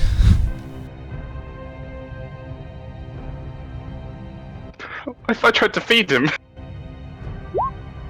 It's like, as if this 17, fight oh wasn't God. difficult enough, Garage had to bring more. It scratches you. It just scratches you for free, minus any armor. I don't have any armor, so Okay, so 127. it scratches you for free, making little shrieky noises. Okay. Do I feel woozy or anything? No. Okay. And then it's back to Twig. Right. I take out my gun as my minor. Yeah, sure. And I fire at the shade. Okay. Your vision is kind of blurry at the moment, so you're Yeah. going to be -1 to hit. That is. Oh, for God's sake. Hang on. I keep pressing my push to talk button on my armor thing. Right. Yeah. So it's augmented by dexterity to hit, or is it? I can't remember. It's accuracy. Oh, accuracy. Of course it is. It's dexterity in every other RPG system, but in this it's accuracy. But it's -1 anyway, so it's just 3d6 to hit. Yep. Oh, God's sake. Yeah, sorry, you don't hit it. That's the end of my turn then. Yeah, sorry. Oh, is the poison doing any damage to me, or is it just making me woozy and No, blurred? it's just making you feel disorientated. Okay. And now that your turn's over, it wears off and you start to feel better. Okay.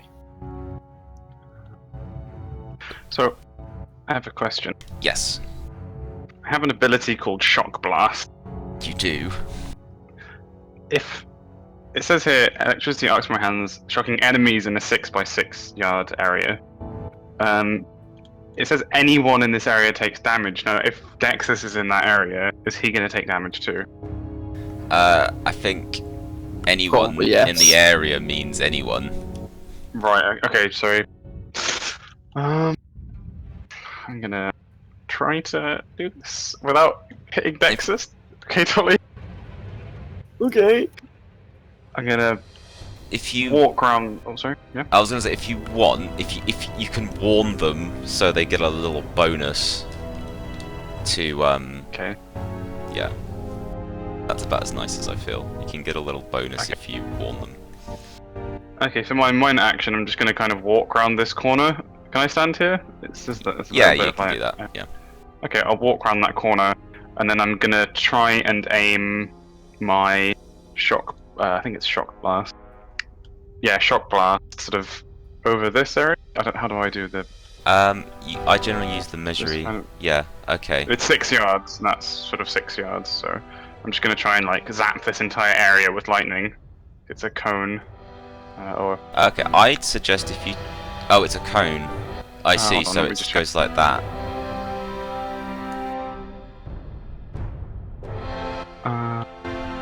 it says Electricity arcs from my hands on my arcane device, shocking enemies in a 6-yard by 6-yard area. So I don't know if that's a square or. I think that's a square. Yeah. Okay. So. So you Can I actually? Okay. It's essentially this. So if I cast it from there, would I hit Dexis or? I Probably. fear you are gonna hit Dexis, yes. I'll just shout to Dexis, like, get down, and then I'm gonna cast Shock Blast in this room. Okay, fair enough. Okay, so first you have to test on 13 to make sure you can do it. And is that intelligence or willpower? It's a spell, which I think is willpower. If I just scroll up to the magic section quickly. I have 13 spell power as well, so I don't know if that's. Spell power, I think, is for when you have to like do a contest. Okay, sure. Okay, So so we haven't had much chance to do spells yet, have we? So it's kind of something we're learning. Casting a spell is 3d6 plus your intelligence, okay. plus any focuses, but I don't think you have any yet. I have just law focuses in intelligence. Okay. Okay, so that's 3d6 plus 4 for me.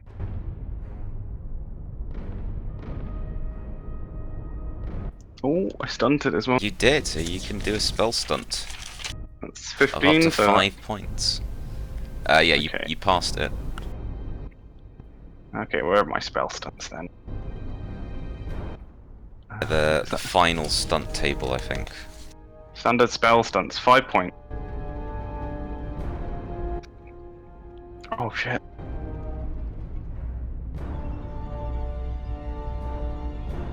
Hmm.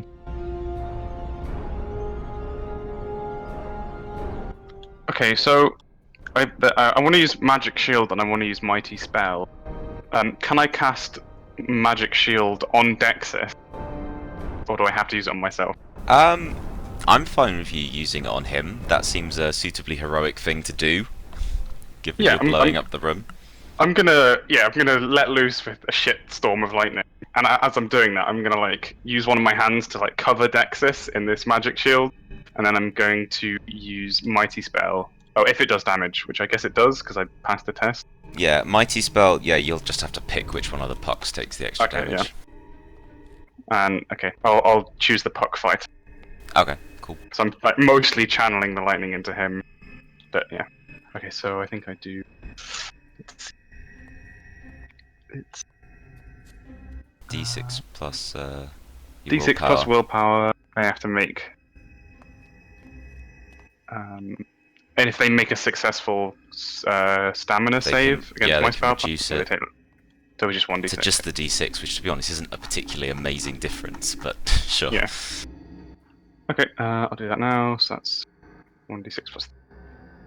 Yeah.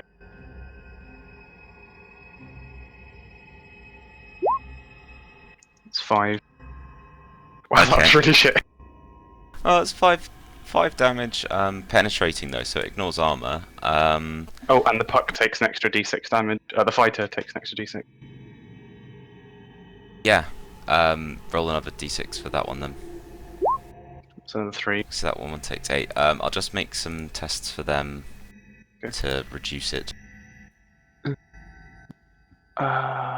Actually, you know, to be fair, I'm just going to say they just take the damage. Like, it's such a minor difference, and I think you stunted and did that quite well, so I don't feel the need to mess around with it. And Dexis got +2 to defense. I don't know if that counts against magic attacks, because it's penetrating, so I don't know if... That's true. I think we can say it got a +2... You can say Dexis had a +2 to its, I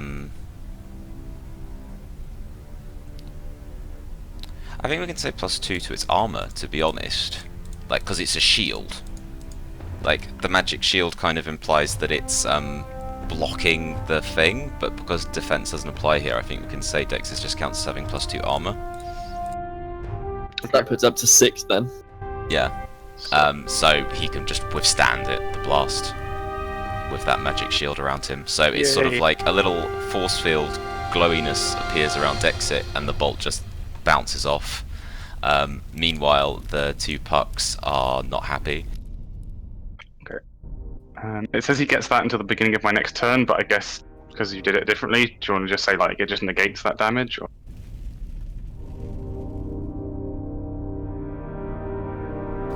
The magic shield. No, he can have that to the end of his turn, but it'll be the regular magic shield for the rest of his turn. So the death until my next turn starts, he gets that. Yeah. Okay. So that was a little bit clunky, but I think that worked. Sorry. But that's cool because visually he just kind of walked into that chamber and just unleashed a ton of lightning, and the pucks kind of like went as they like kind of like took a load of jolts. If it was a cartoon, would we have seen their skeletons? Yeah. You know, they actually kind of are now smoking slightly from the back of their porcupine quills, and they look very unhappy. Quills everywhere, they're like spiking out in every direction. I'm like wafting the smell away from my face. Yeah, there's this smell of burning fills the room, and it's very unpleasant. Gross. Okay, so it's the Puck Shade's turn. The Puck Shade makes a shrieky kind of a noise because it's not happy about being electrocuted, and it claps its hands together and vanishes in a puff of like pinky purpley smoke. And suddenly reappears over there. Oh no! Oh, I took my magic points off. But that's all it can do for its turn. Oh. So, Come on, vodka, get him. Vodka. It's got the jumpy thing to deal with. the jumpy puck is jumping up in your face. Can I move around him to the other side? Yeah, sure. And then I'm just gonna hit him again. Okay, We'll sure. try. So it's kind of like leaping around, and you kind of like move past it and swing your axe.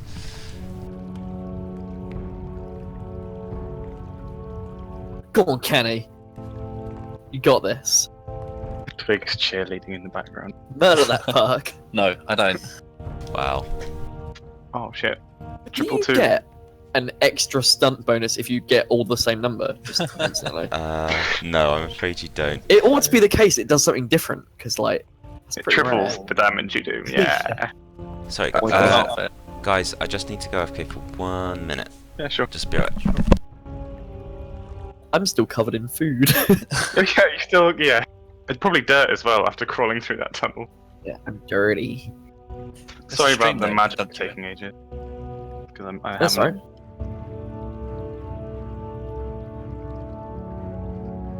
Your beard is looking pretty full of crap. And it's not full of crap. It's not like No, bits of it's food and stuff. Like crap. Like, you know, it's got... There's a spearhead, and Yeah. a tooth, and a bell, and a bone. Yeah, and like little trinkets and odds and ends. Yeah. Probably like a spoon in there as well, like he's eating. No, don't do that. Okay, I'm back. Okay. And it's, Cavod failed, I'm afraid. Yeah. So then it's the Puck Fighter's turn. The Puck Fighter is kind of like scrabbling at its little face and like trying to get rid of, like, it's pulling off like little burnt quills from where the electricity charred it. And then as it's scrabbling and scrabbling, that magical pinky purpley smoke starts appearing around it, and then all of a sudden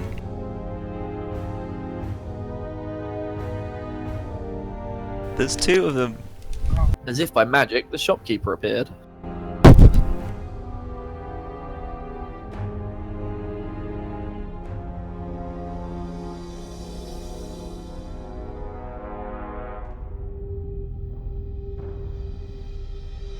Sorry, it helps if I push my push talk key. Then it's the Jumpy Puck's turn, and the Jumpy Puck is going to jump up in Cavod's face again, and like it's like jumping after him as he goes down the corridor trying to attack. And he hits, and he stunts.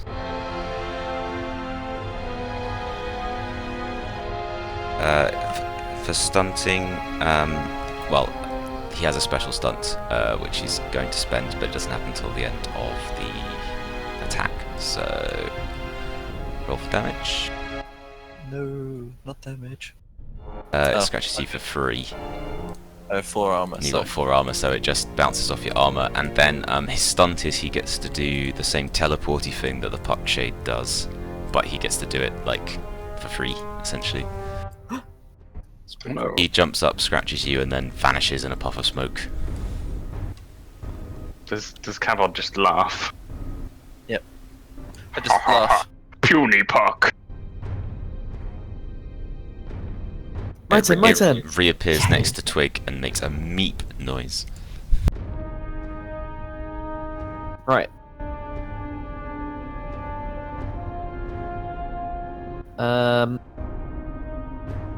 I am going to aim for my miner. Okay. And I'm going to fire at the jumpy puck. Okay. Pretty much point blank, like, just gonna crack him in the face. So it'd be aim gives me +1. +1, and my accuracy gives me +1. So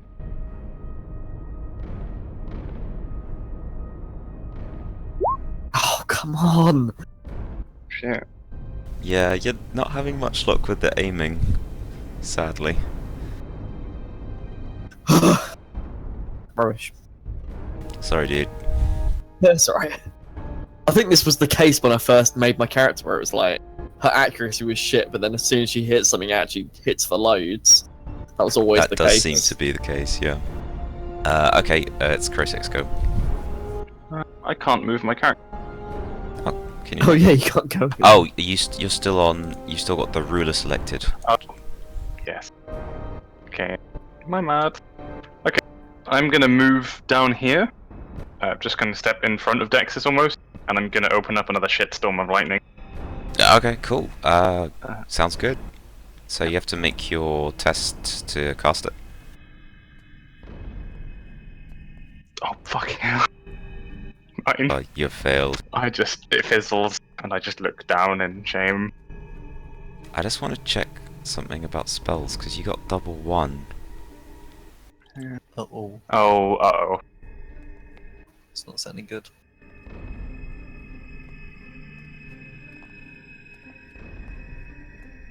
But I suck at finding page references. Everything's fine, and I don't die. If I fail the spell, does it still take mana? I'm afraid so, yes.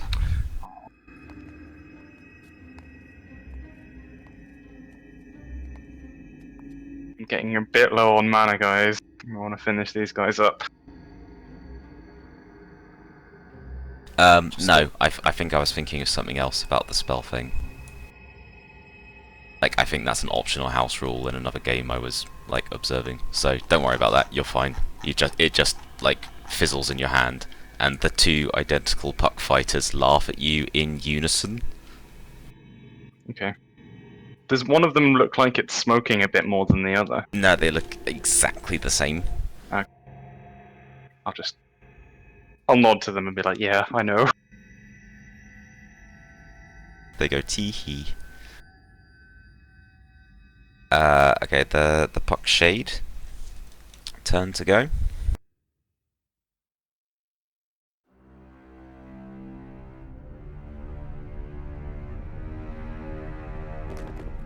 And he lifts his arms up in the air and sort of waves them around, and trails of magical smoke start to fill the cavern.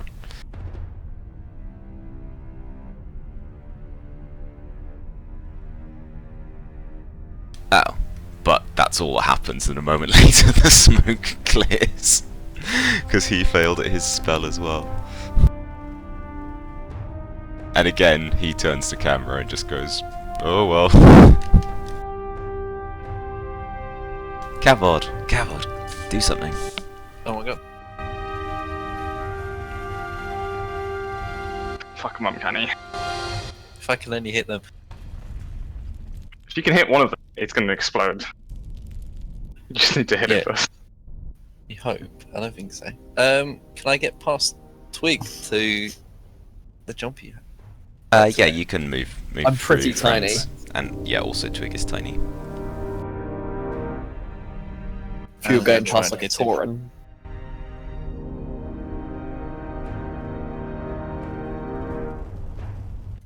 Is that a hit? 13. Yeah, that'll hit. Is that a stunt Yeah, as well? That is a 2-point stunt. Which I'm gonna go for the mighty blow, an extra 1d6. Sounds good. Okay, roll for damage with your battle axe.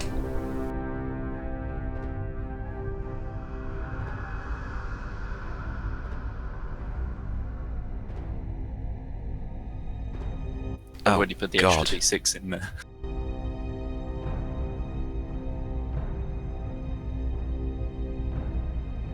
Yeah, it jumps up in the air, and then you just catch it with like right on this perfect swing of your axe, and Oh my god. it just kind of explodes into like little, like almost like little shards of burning charcoal.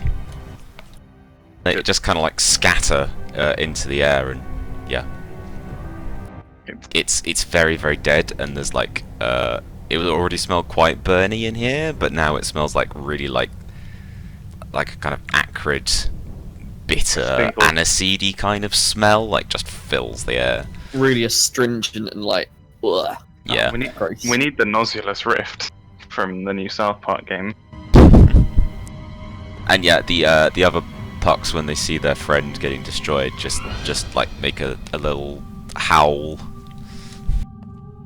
A single tear rolls down Krosek's cheek. His puck buddy got obliterated by Cavod. And then I shrug. Could have been your pet for the whole campaign. Could have. I've got something better in mind. Sweet. But yeah, good job, Kenny. Then it's the puck fighters. The puck fighters both attack Krosek in unison with like little scrabbly attacks with their hands. Which is basically I'm going to do as it gets to attack you, but it gets a reroll if it misses. Okay. Yeah, I didn't miss. It didn't even miss. I guess, yeah, so. It's just one instance of damage? Yeah, it's just one, because there's only one of them's real. Oh, God. 5. Okay.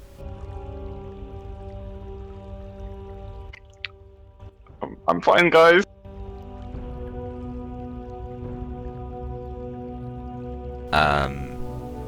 Technically they can move now. But there's not really anywhere to go. They just kind of like back off to opposite sides of the cavern. Oh, shit. And then, oh, it's not the jumpy puck, because the jumpy puck's no more. He got deaded. The shards of charcoal just twitch and then. And then, it's Twig's go. I'm gonna do the exact same thing I did last one, and I'm gonna aim and fire at that shade. Okay, go for it. So let's have a look here. Come on. Oh, fucking Christ. There's always one that's like terrible. Oh, Your dear. dice are not your friends, I have to say. Sorry, Charlie. So I fire at the puck, and the bullet just ricochets off the wall. It does a little, does like a little cowboy type dance. You know that weird dance that cowboys do when someone shoots at their feet? It sort of, Yeah. It sort of does like a poor imitation of that. And then at the end of it, it like just does a ta-da motion. Krosek. Can I take my major action first and then take a minor action? Yeah, you can do it however you like. Okay.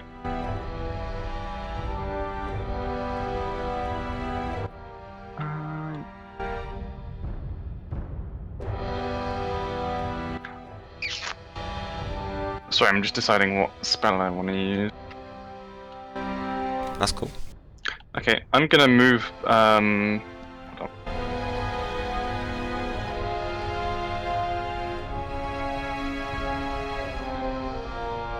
I'm gonna move sort of up here behind Twig, Fair enough. and then I'm going to cast a spell.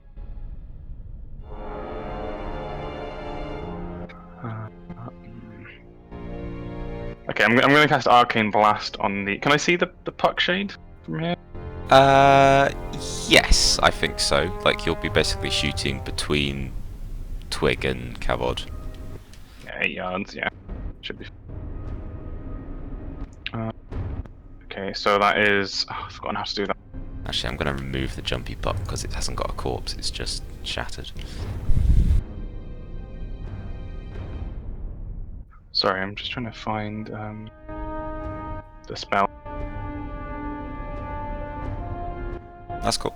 Okay, accuracy based, willpower down. Okay. Yeah, so I'll do my accuracy, which is about 0. What Such are a you 3D trying to cast? Just Arcane Blast. Oh, okay, sure. 9. Ah, guys, you need to roll better. That's all I can say. I rolled the exact same as Tolly. Okay. You rolled Tolly's roll in reverse.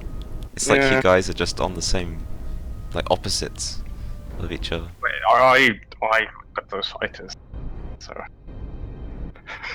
Yeah. Okay. Then Okay. I'm done. Alright, the puck shade.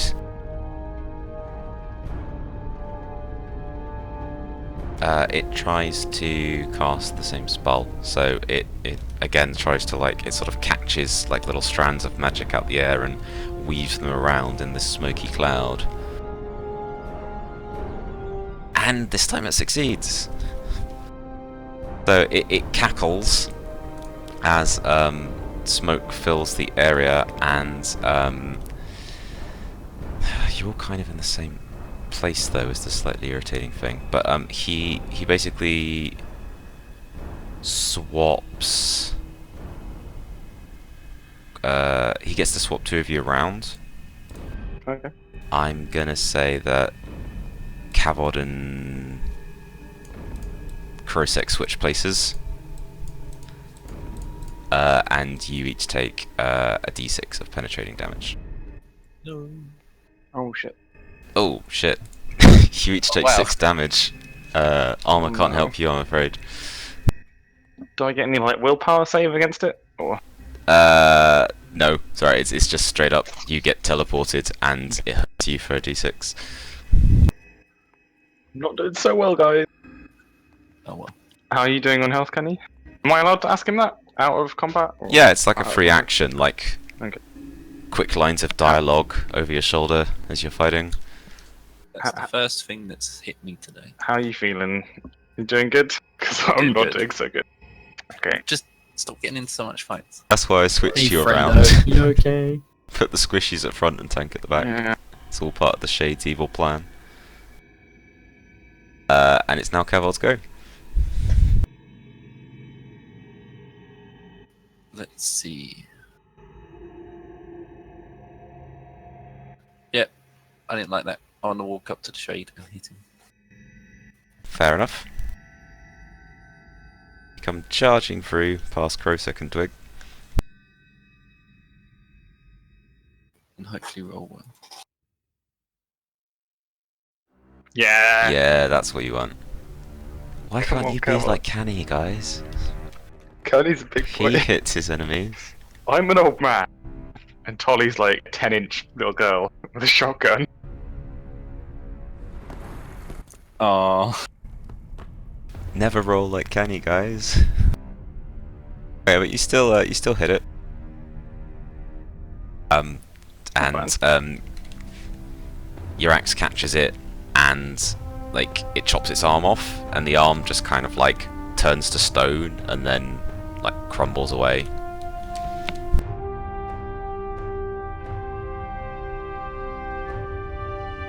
So I'm going to say it can't cast its spells now because it needs to like weave stuff with its arms in order to cast. yay. So its eyes glow a very angry red, and it hops back from you. And then the puck fighters go, and they come charging I guess at Dexys, because Dexys is kind of blocking their way to get out. So they attack Dexys. And they hit. And they stunt for 4. No. No. Guys, I'm gonna say they use Dual Strike. So they get to attack 2 targets. So the other target will be Twig. Oh, mate. So like they attack Dexys and then sort of like do like another one of their short little teleporty things. So they end up like this. So it's like attack Dexys and then shum, attack Twig.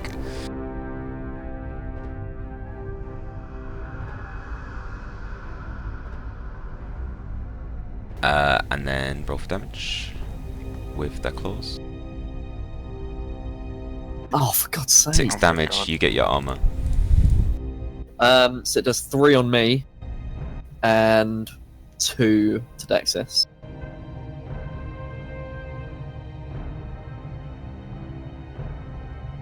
Fair enough. That's the end of their go. And then it's Twig.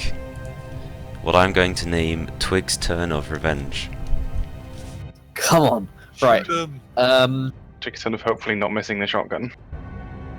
I don't have a shotgun. I've got a little Oh, pistol. It's a okay. tiny little Um, pixie-sized pistol. it's a pixel. Oh god, that didn't work. So hard to say. Wait for Pixel. effort. Right, pixel. so I'm just gonna again aim and fire. Only aiming at the sort of puck fighter directly below me. Okay, sure. Come on. Oh, fuck off! This is unreal! God. Oh, This is not going so well, is it, friend? no. I guess the shot sails overhead. Like from point blank range, like nope. You know what? I think just in the sense of being sporting, I'm gonna say the shot misses the one you were aiming at, but it ricochets and hits the other one. Just because I feel like you've had a really harsh combat with your rolls. Maybe it blows up the illusion. But is it an illusion? How much it, like, what do I do for damage? Because it's Just- never happened, obviously. Oh, just roll your regular damage for your gun, which 1d6 is plus 1d6 plus 6. That's ridiculous amount of damage to be honest. You're guaranteed 7. You still get some worst possible roll. Oh dear. Okay, so this one, so one of them vanishes. I'm gonna roll a dice. You've killed the odd numbered one, so if the dice I roll is an odd number, then it was the real one. Fair enough. It wasn't. Of course it wasn't. So that vanishes in a puff of smoke. I knew which one I Sorry, was I attacking, just knew tried it was the real to one. I just tried to give you something, and then it still like didn't actually matter. Oh. You've dispelled the illusion quite successfully. Yes. Great. Krosek. Okay. Oh, you've actually deleted the puck fighter from the turn order. Oh, I have, haven't I? Because Yeah. good observation Oh. skills there. He did actually kill the right one because. That's because they're duplicated. Okay. He was there. No, There wait. we go. He. Yeah, that's right. It's Krosek's go. Okay, I'm gonna. Alright. Does it assume that I have bandages, kind of just on my person? Part of my like supply. As a shamany type person, I suppose you'd have some basic medical supplies. Yeah. I've got like some salves and balms and things. I can. Yeah. Okay. Oh, that's a major action. Oh, god damn it. Heal is a major action, yeah. Yeah. How? I'm gonna ask Twig. How are you doing for health? You okay? I'm not too bad. Okay. Bit bashed up. I'm gonna cast heal on myself. So I need to beat an 11 intelligence test, and I get health equal to the stunt die and my intelligence. So I'll do that now. Okay, cool. What's my intelligence? 4, I think. Yes. So I need to beat 11 with 3d6 plus. Can't possibly go wrong. We got 13. Okay, cool. And then I get. So you can choose how many mana points to spend, can't you?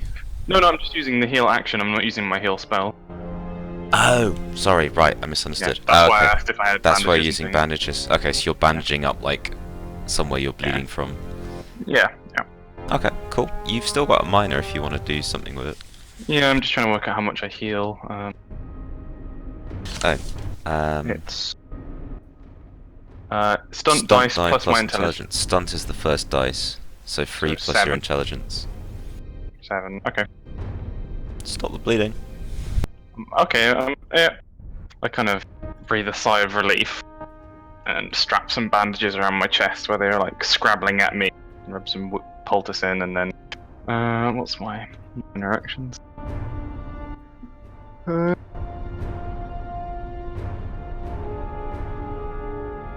If I aim now, will that affect my roll on my next turn? Next action. Yeah, I don't see why not. It has to be your next action, so essentially on your next go, the first thing you do has to be the attack Okay, yeah, to get the sure. benefit. But yes, I see nothing wrong with that because you're essentially raising your weapon. Yeah, I'm just gonna raise my weapon and like prepare to cast a spell then. Okay, cool. Puckshade's go. He is very, very injured. He swipes at Kavod with his mystical knife.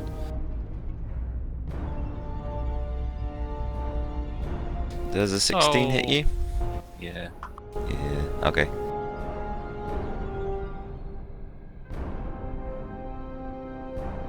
Uh, 5 damage.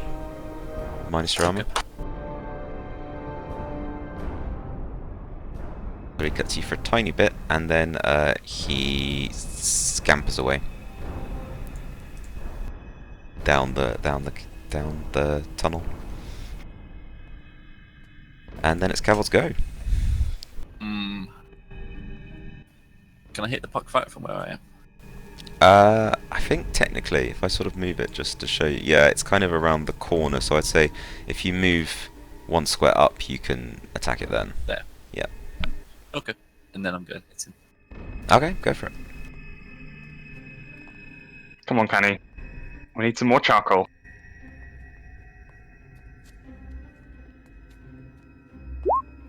There you go. Jeez, yeah, you can hit it. Okay, roll for damage, please.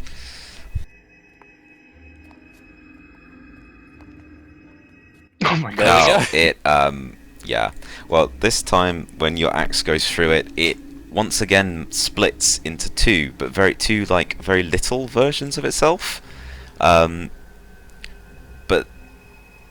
almost as soon as those two little versions have appeared, they kind of like shimmer and their form kind of distorts, like they can't hold together, and then they just crackle and burn and turn into charcoal like the other one did.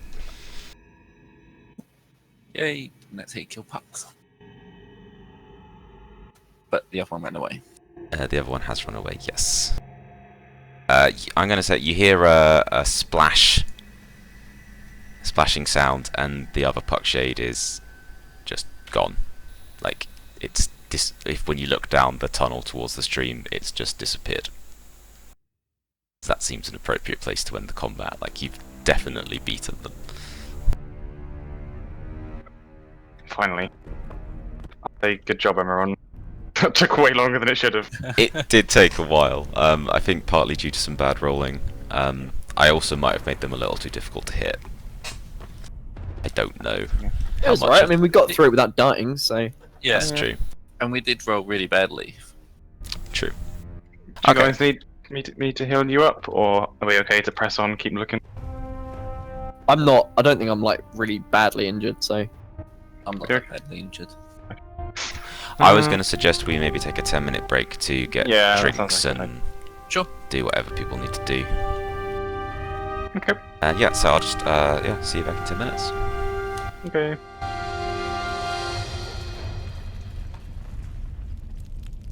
I'll just mute myself on Discord.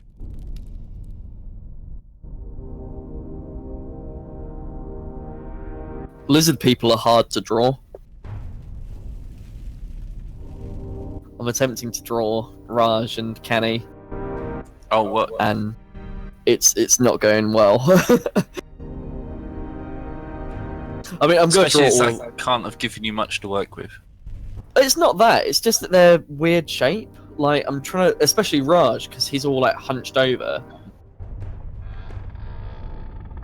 Like his character is deliberately kind of old and like crooked looking. So I'm assuming yours is a bit more like, Yeah. you know, a bit more straight up. Be slightly easier to draw. I just, what is it?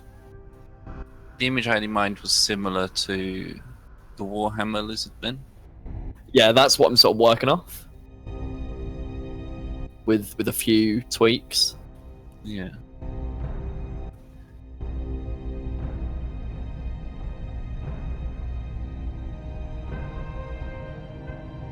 Yeah, they're sort of like bony, ridged, sort of weird looking. They're more like armored lizards.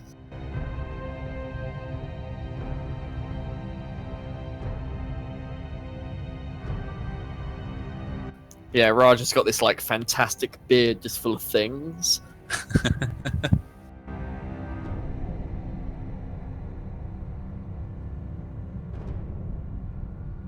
Gonna grab drink quick. Okay.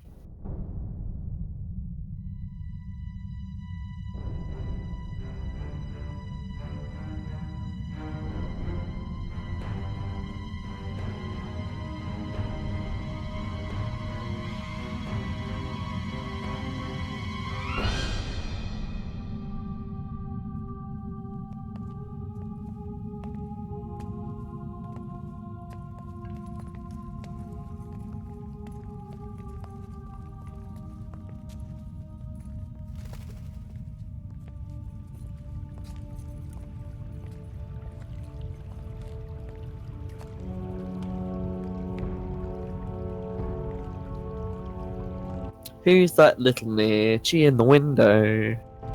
You're all being very quiet. It's because we've literally just gone to a break. Ah. We have had some horrifically bad rolls. Like, in that whole combat, I had precisely one thing that hit. And even then, it didn't matter that much because it was an illusion. But, you know, I sort of designed my character with the idea that I wouldn't be that great in combat anyway. I'd be better at, like, sort of figuring things out and doing stuff outside of combat. That sort of thing.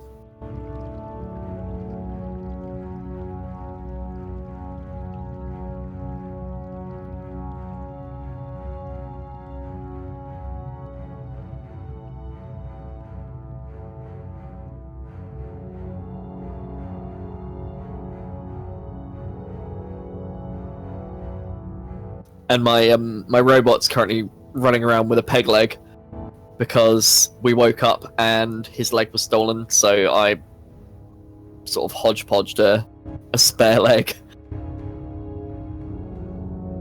That was good.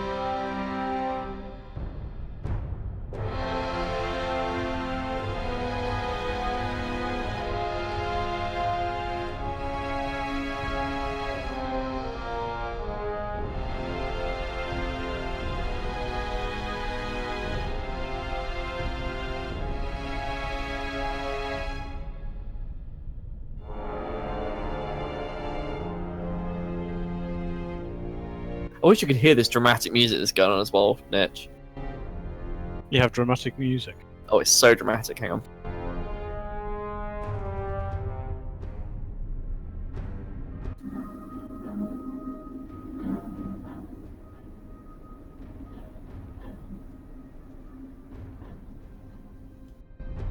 I don't know how much of that you heard. It's just a lot of like thumping drums and like, yeah, it's pretty dramatic. More dramatic than we thought it was going to be, considering we were fighting what are effectively like little porcupine men.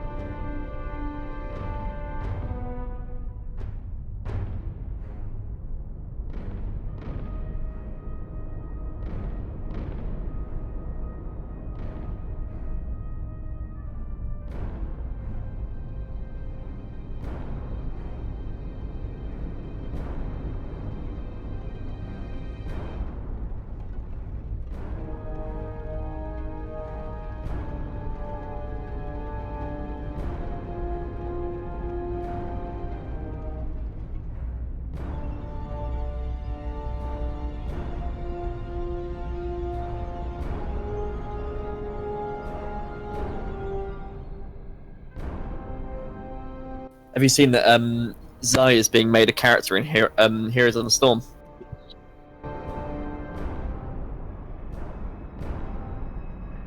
Sort of good. But then, I haven't played Hero of the Storm for like ages. We're going to get all the Overwatch characters in there, I'm sure. We're going to get every major Blizzard character going. Eventually, And a couple of minor probably. ones. You got Murky in there, he's not a major character. Murky's a very major character, how dare you? Major in what way? But Murky's also a major character in Warcraft now because you get to play him. Yeah. Oh yeah. Yeah, the actual Murky's now in the game.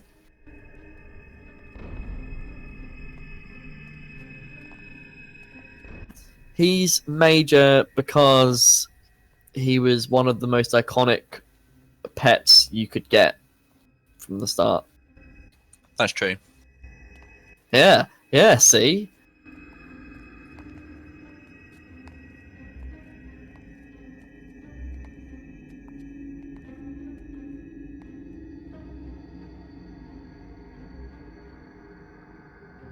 She works almost exactly the same.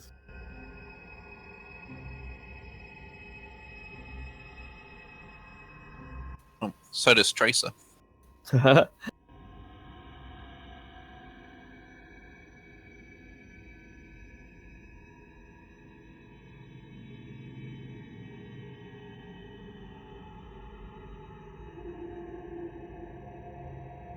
I just wish I could get into it. Like, I just don't find it like interesting enough.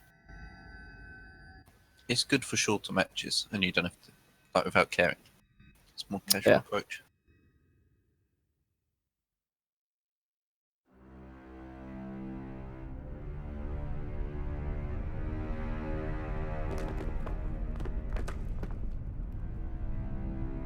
But I do think they're going to add all the Overwatch characters in, because it's so easy. Because Yeah. they all pretty much have the abilities already.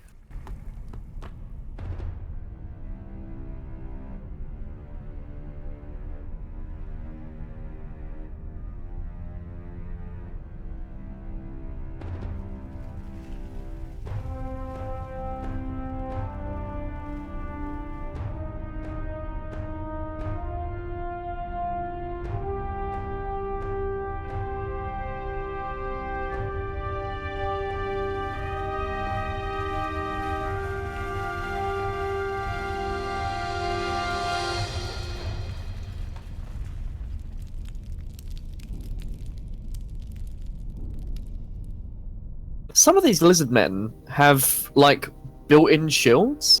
Like the shield is like a part of their arm that's just huge, which is kind of cool. I kind of like that. Never caught off guard. Yeah, like literally, they've always got this like fat shield.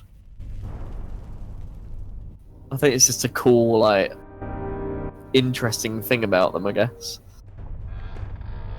I believe lore-wise they were made. Oh, right.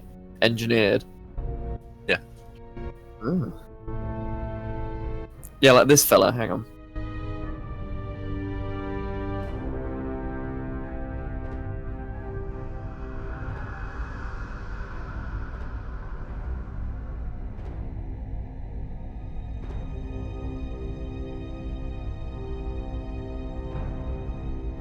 Like, that shield appears to be a part of his actual arm, or maybe it's just the colour scheme.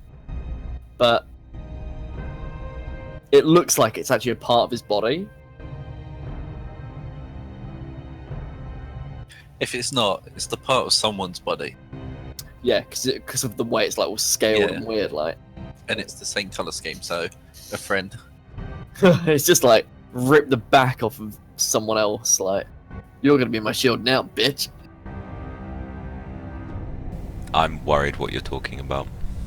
Oh, because I'm drawing Canny and Raj's characters as well as my own. I'm doing like a whole group picture. I was like talking to them about how their characters look, and I was coming across lizard men from Warhammer that like it looks as though their shields are sort of a part of their body, like the one that are linked in general. Oh yeah, I know what. I know Warhammer Lizardmen well. Yeah, I was trying to tell like if it's actually separate or if it's like just built into him. No, they are a separate shield, I think. Oh, that's kind of not as cool though. Those models aren't very good, to be honest. I like the idea of it being like a built-in part of him. There's no reason it couldn't be. Just because the Warhammer ones are. Corey. Kenny, you know, did you ever play Majora's Mask? Nope. When you play as the Zora Link, when you shield, it is just like his fin just extends.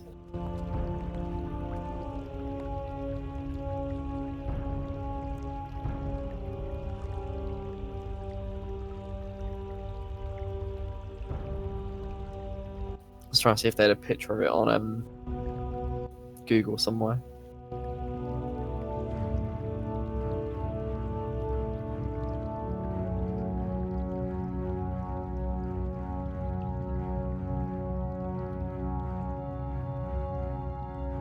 Oh man, I only played Majora's Mask like a couple of years back, and I already want to replay it. If you liked Ocarina of Time, I think Majora's Mask is the better game of the two. It's. I hear good things about it, but it's on a console I never had. You've got a computer. Oh, can you actually play it on the computer? Get your emulator, mate. It's like one of the first things I do whenever I like set up a new computer. Like, Hello. I set up things like Warcraft and League, and then I set up emulators. I'm back. Sorry about That's okay. That's right.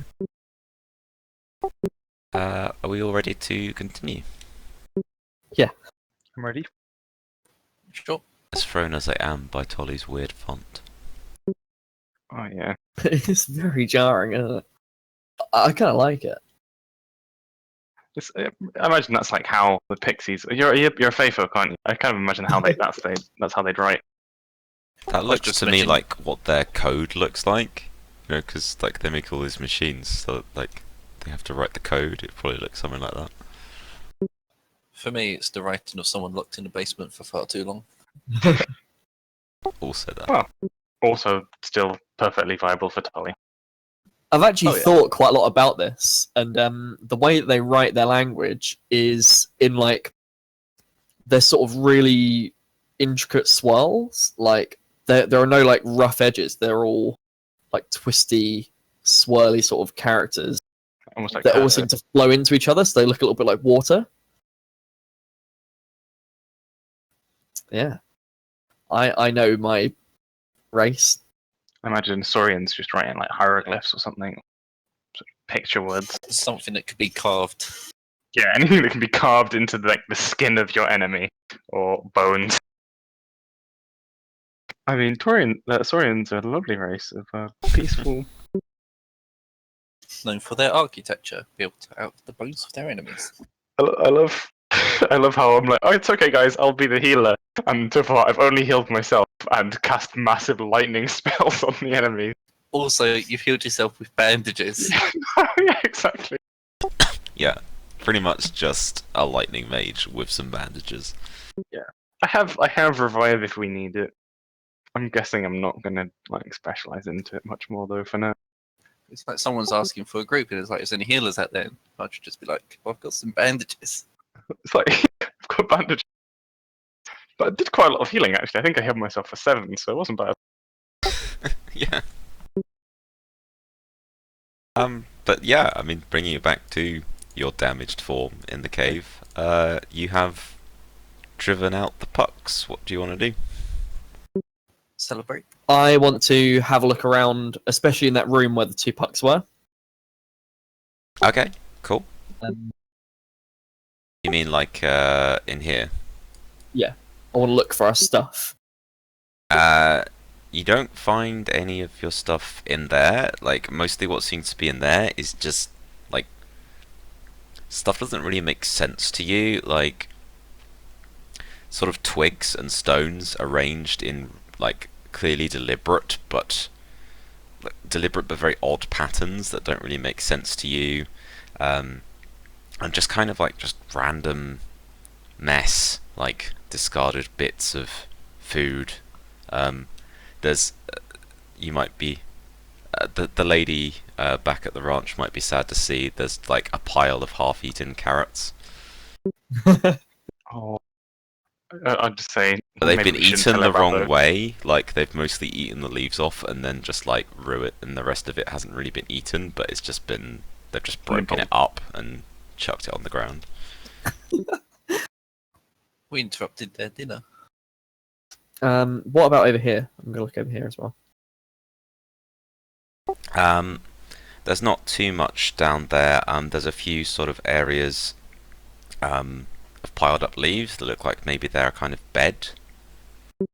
You know, just like a nice arrangement of leaves in a roughly line shape that you might. Can I just rummage through the leaves just to see if there's anything? You can totally rummel through the leaves. Rummel through the leaves.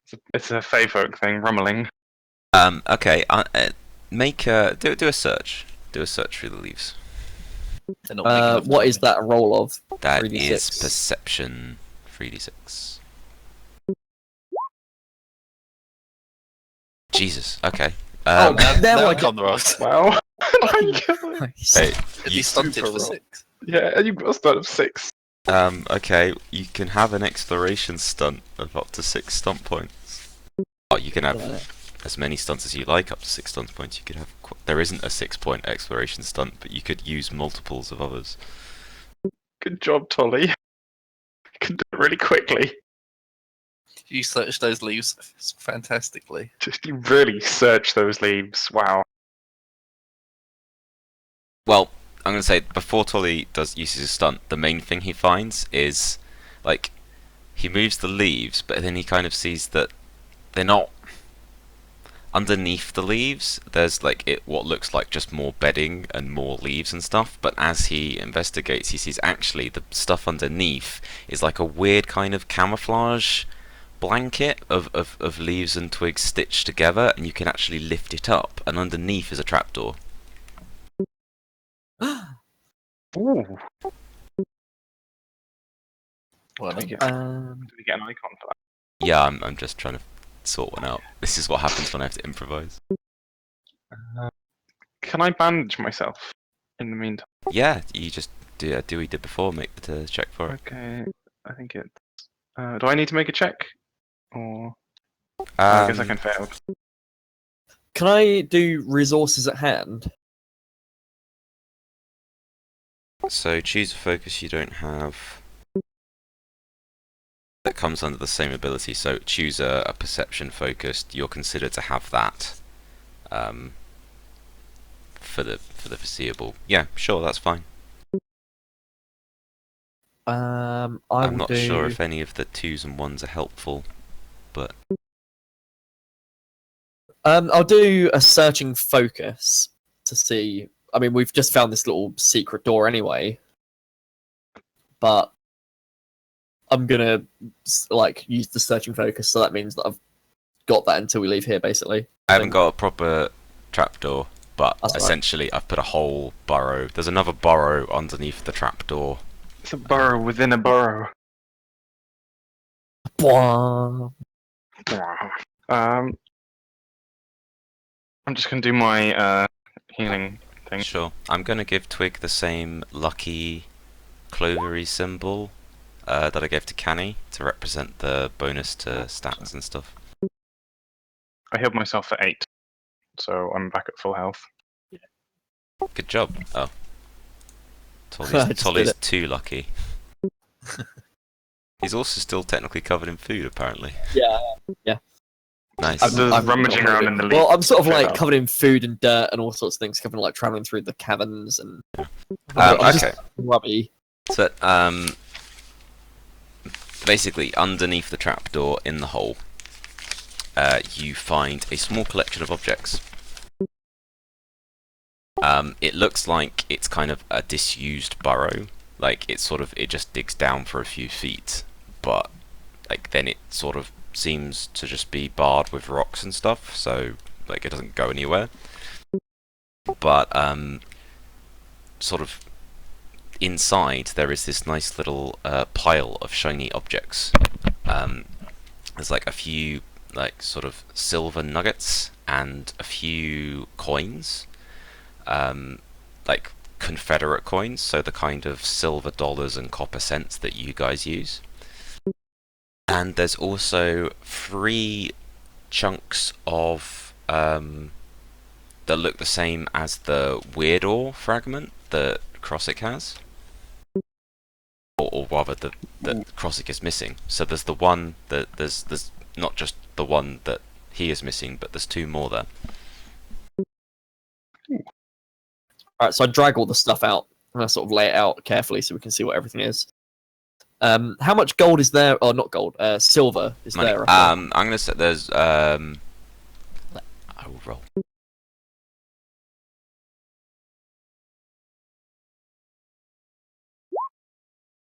Eight coins. There is 8 silver dollars.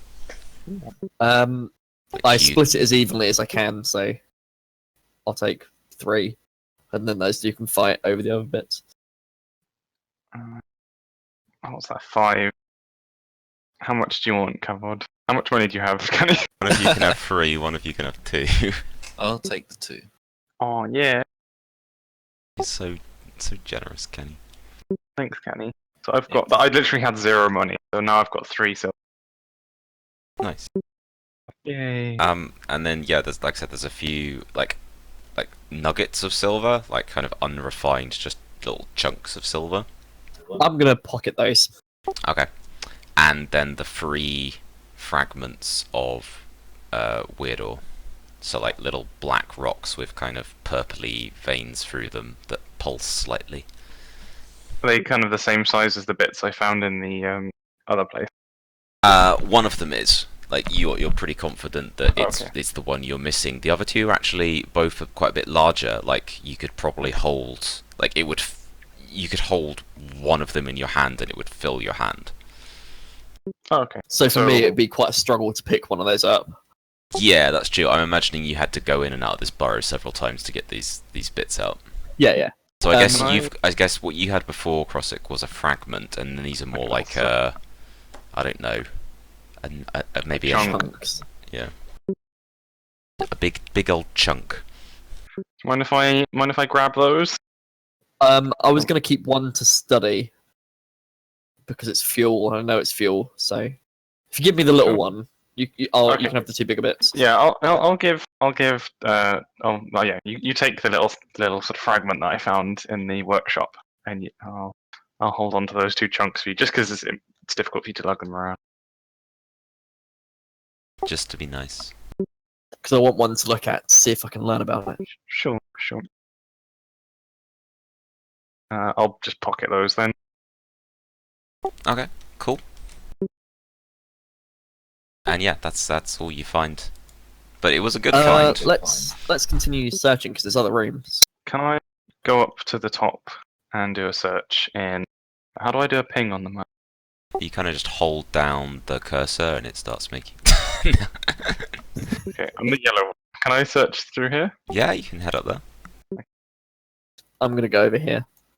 I'm gonna see if there's any little orbs to infuse with. There is indeed there's a little orb on either side of the corridor.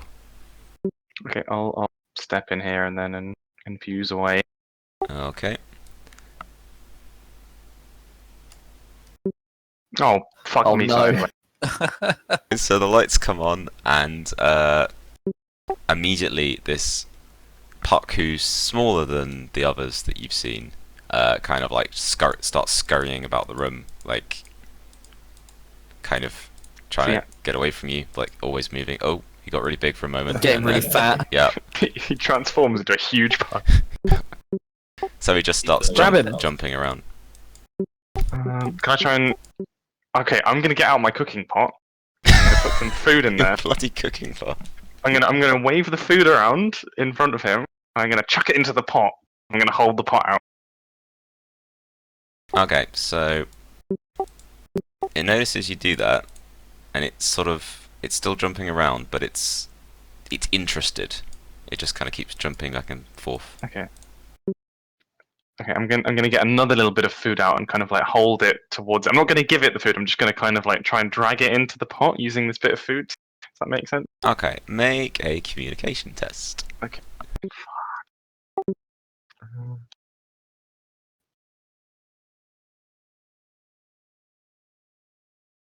15, and I stunned it. Jeez. Okay. You succeed, and it hops into the pot. Okay. I don't know Is there a if you want to use a communication? role play or Oh. exploration stunt. You don't have to, but if there's I'm something going you to feel would be I'm useful. going to use jest. I'm going to make it laugh as it gets into my pot, and then as it starts laughing, I'm going to start strangling it. What? Okay. I'm going to start strangling the pot. Wow, I did Fucking not. hate Wow. these I did not expect it. Okay, so you make it laugh, like you kind Yeah, of like I flick the food up in the air. I'm like, hey! yeah, and it like claps its hands and it makes like a little smile, and it hops into the pot and it's doing a little dance. It's so happy, and then you Oh. close your hands around its throat and it starts going. "Ah!" I'm really I've- glad that my character's not anywhere near because she'd be crying. I've got my back to Cavod, so maybe he can't see what I'm doing. Okay, can I stop strangling him and look at him and like make it see that like don't fuck with me? Well, it's actually like Dead. it's not dead, but it's almost immediately gone quite like just slack in your arms, and it seems to Okay. have passed out from Okay. possibly from lack of oxygen. Maybe. Who knows? Cool, I'm just gonna chuck it in the pot and then I'm gonna chuck the pot in the river. Jesus! But that's your cooking pot! We need you to shit, okay. cook! I'm gonna dump it in the river then. I'm not gonna throw the cooking pot in the river. Can I take that back? Okay, so you're essentially doing the equivalent of Dropping it putting a under. spider under a glass. Cold-blooded murder! Yeah, and then chucking the spider down the sink. Okay, well, you take it over to the water, you dump it out, and you notice as its little body like hits the water, it kind of like the body like just becomes one with the water, like its flesh turns to like a swirly liquid. Like Can I see that from where I am? actually you're Yeah, downstream, yes, so totally you see like kind of this coming downstream, like this sparkly, shiny water Goop. that almost seems to like swirl and move of its own volition, like a little spirit, and it sort of goes past you in the water, hops out of the water See? once, and then goes back down, and you don't see it anymore. See, it was fine, guys. I'm not a murderer. Can I yell down the cavern, like, what the heck was that? Because I didn't see him flat out murder it. So I didn't murder it. I just strangulated it, and bloody then murdered it. and then I chucked it in the river. Just strangled it and threw it in the river. Huck slaughter. I'm done with these things. Other living creatures is fine. Oh, I'm gonna make a note of what happened to it in my journal. Not my journal, my compendium.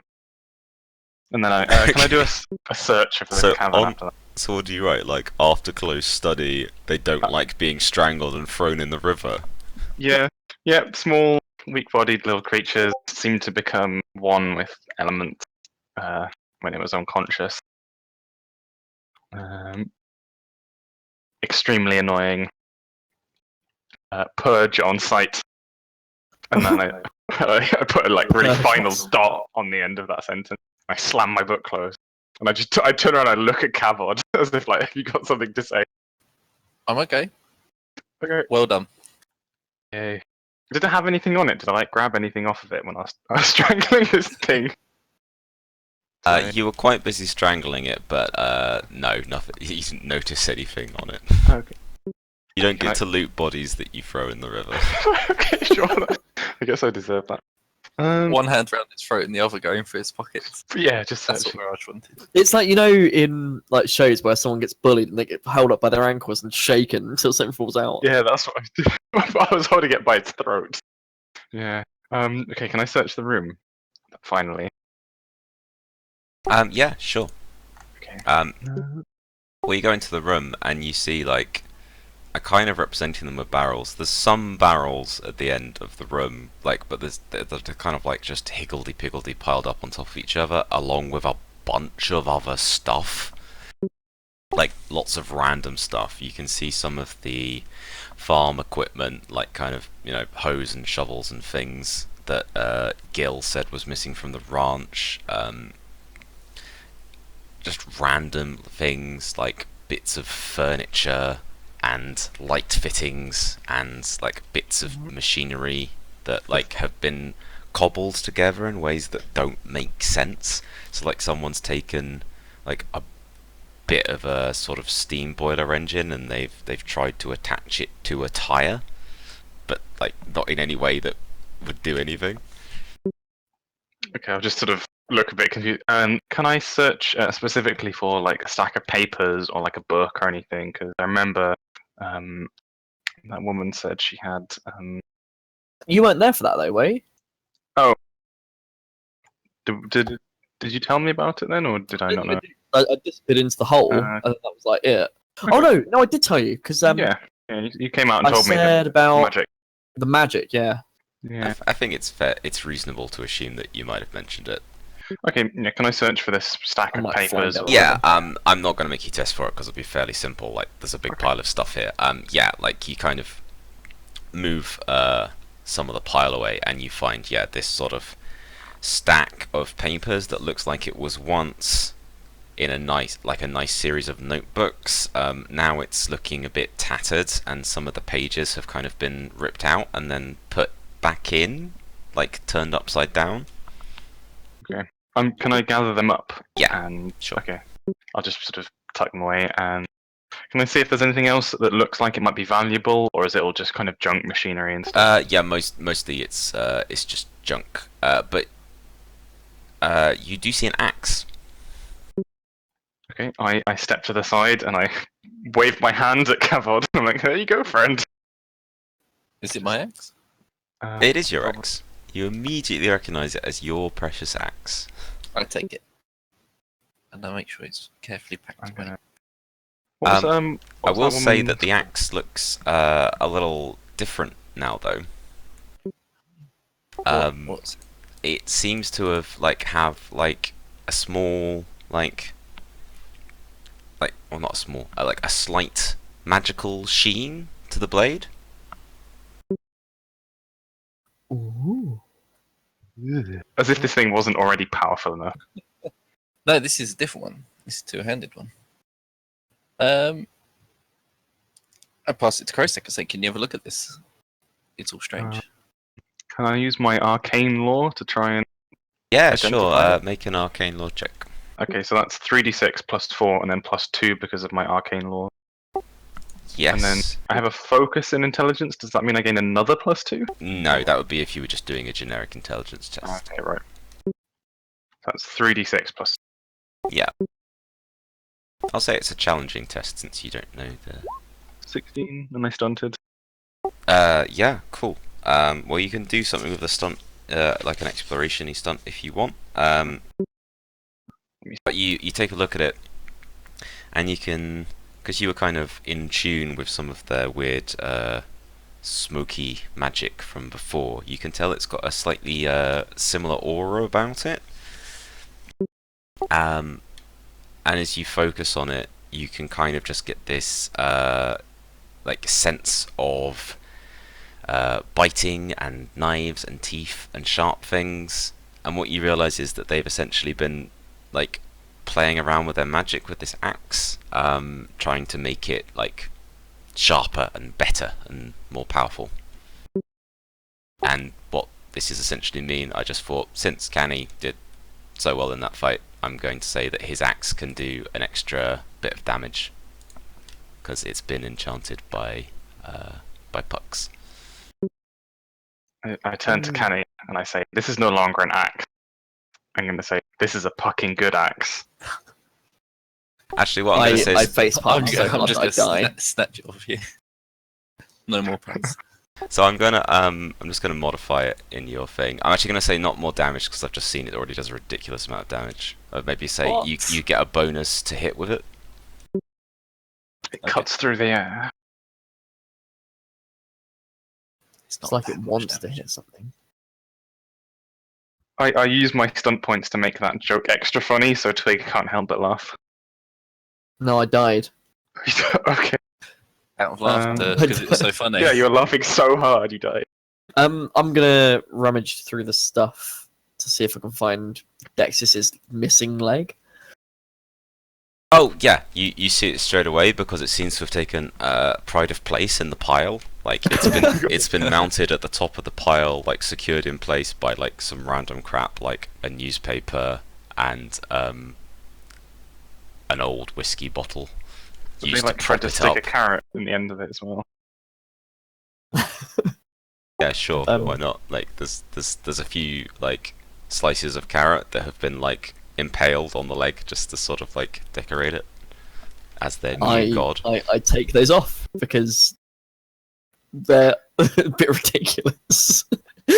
Like this is crazy. These people are messed up. So I take the leg. I'm gonna go and fix it back onto Dexis. Oh, but his peg leg was so good. Do you not Yeah. want him to be a pirate? It's not as resilient though. It's made of wood. If that thing breaks, he is gonna just topple over. Yeah, true. Yeah. I mean, he does have gyroscopes, so he might be able to hold up a bit. But Can Well, you use do it well. as a club? can Dexis have the wooden leg? No. Maybe I'll stow the wooden leg. Like Yeah. I'll keep it just in case. It's always useful to have a backup. So yeah, it's a backup leg. You don't have to make. So you've already made one really good backup leg now. You've always got that in case of emergency. You'll see, Tolly, in the future. You'll see. I've added it to my equipment just in case. Same as I've got silver nuggets, nuggets, and a weird ore fragment. Now, I've still got the ATC banner as well. Amazing. Can I do a specific search roll to see if I can find anything of value in these barrels? Okay, Thanks. yeah, sure. Thanks.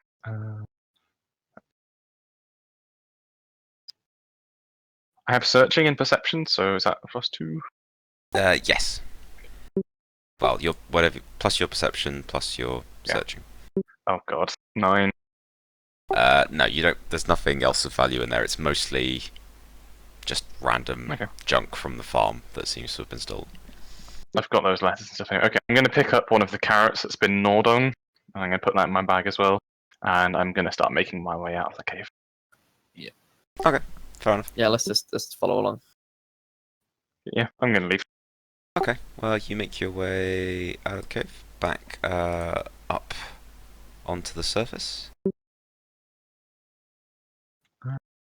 And yeah, you come out of that hole.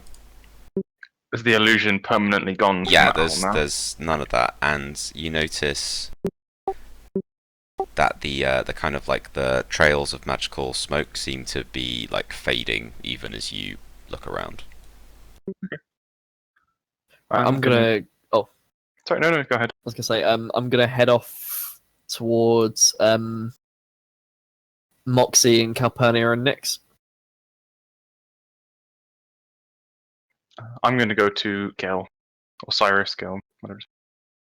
I'm Okay, just gonna follow sure. Kroisk.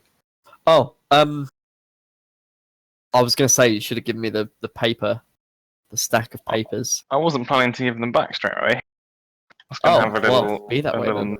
No, I was going to have a little nosy over them, see what they contain. Okay, well, I'll head down that way anyway. Okay. You can tell her I'm bringing them over in a second. Yeah, Can I Okay, go in well, and tell? Yeah, Gil? sure. We'll do this with Gil first, since he's closer. I'll say like, hey, we discovered the puck nest. It was covered by some illusions, but managed to dispel them. And if you head over to the north of the lake, behind that big rock, there's a hole you should easily be able to get down, and you'll find all your missing equipment and things in there, in one of the rooms. Oh, well, he's really impressed.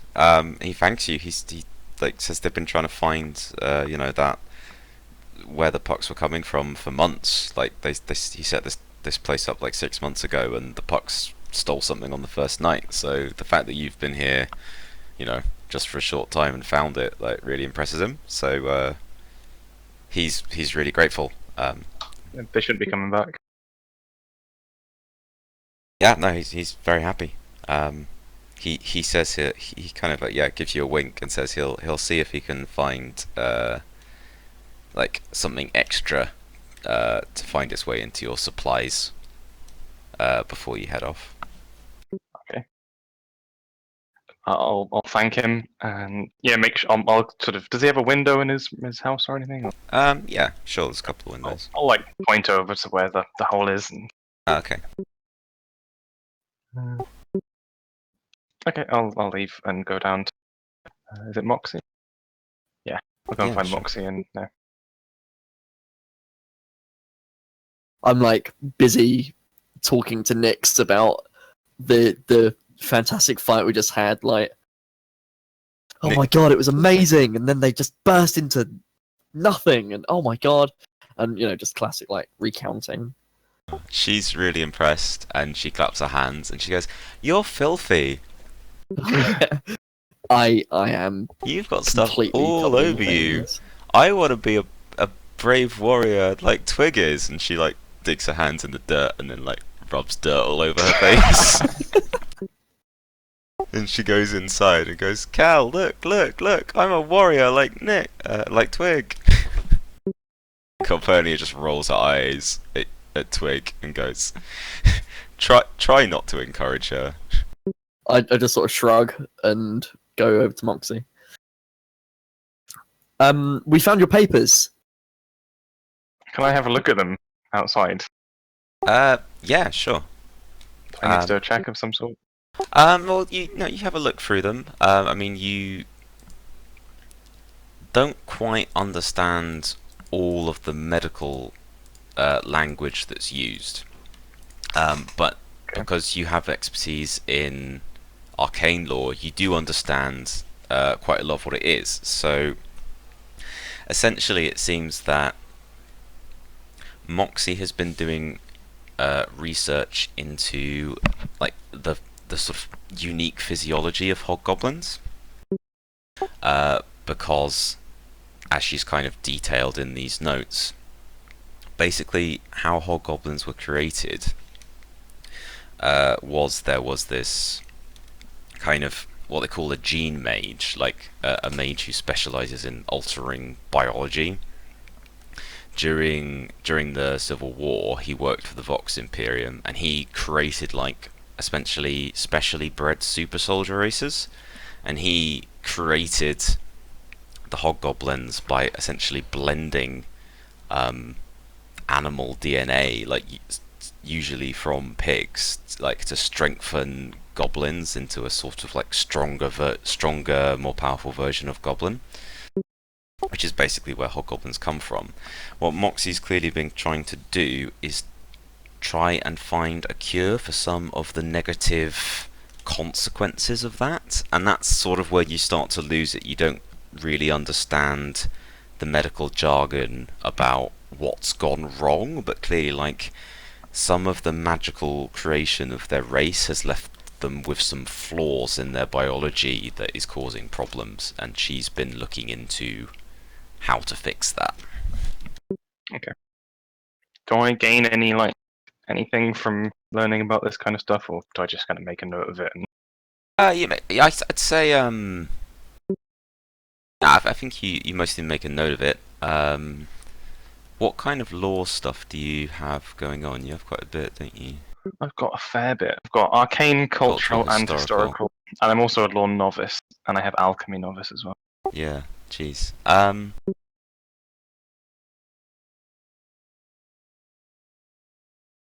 not going to give you anything specific for it, but like, I think we can say that you now maybe have a better like, from having a little look at that, you've got a better understanding about hobgoblin, like, sort of biology, which you never know might come in handy. Yeah. Yeah. Okay. Cool. You can make a note of that if you want, or we can just remember it. Like, I've written it down in a notepad. Okay, cool. Okay, so Moxie's been talking with Twig, and she's super excited that you found her research, and then Grosset comes in. Yeah, I'm gonna hand it over in as neat a fashion as possible, and I'm just say, I think they had some fun with it, but it should mostly all be there. Yeah, she sort of has a look through it, and she goes, and she kind of like, tuts over some of the mess they've made, but she says, well, no, thank you kindly, like, it looks like everything's here, even if they made a bit of a mess of it. And yeah, no, she says thanks very much, like you probably couldn't understand how important this is to all of us. I'll say, well, I had a quick look through, and it seems like you're having some problems with things. I'm a sort of healer as well. Do you think I can try and combine some of my magic with yours, and maybe see if we can help a little bit, or maybe I can give you some hints? Yeah, well, she says, oh, what kind of healing do you do? Mostly arcane, but based on a lot of old Saurian magic. I'm looking into blood magic as well at the moment. And you mentioned your friend had a cursed blood disease or something, so I might be able to help out with that. Blood fever. What was it called, sorry? Blood fever. Blood fever. Yeah, Moxie nods and says, yeah, blood fever.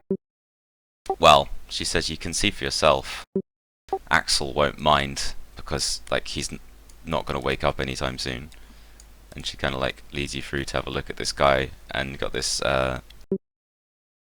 like, very, like, pale, pasty looking hobgoblin lied out on the bed.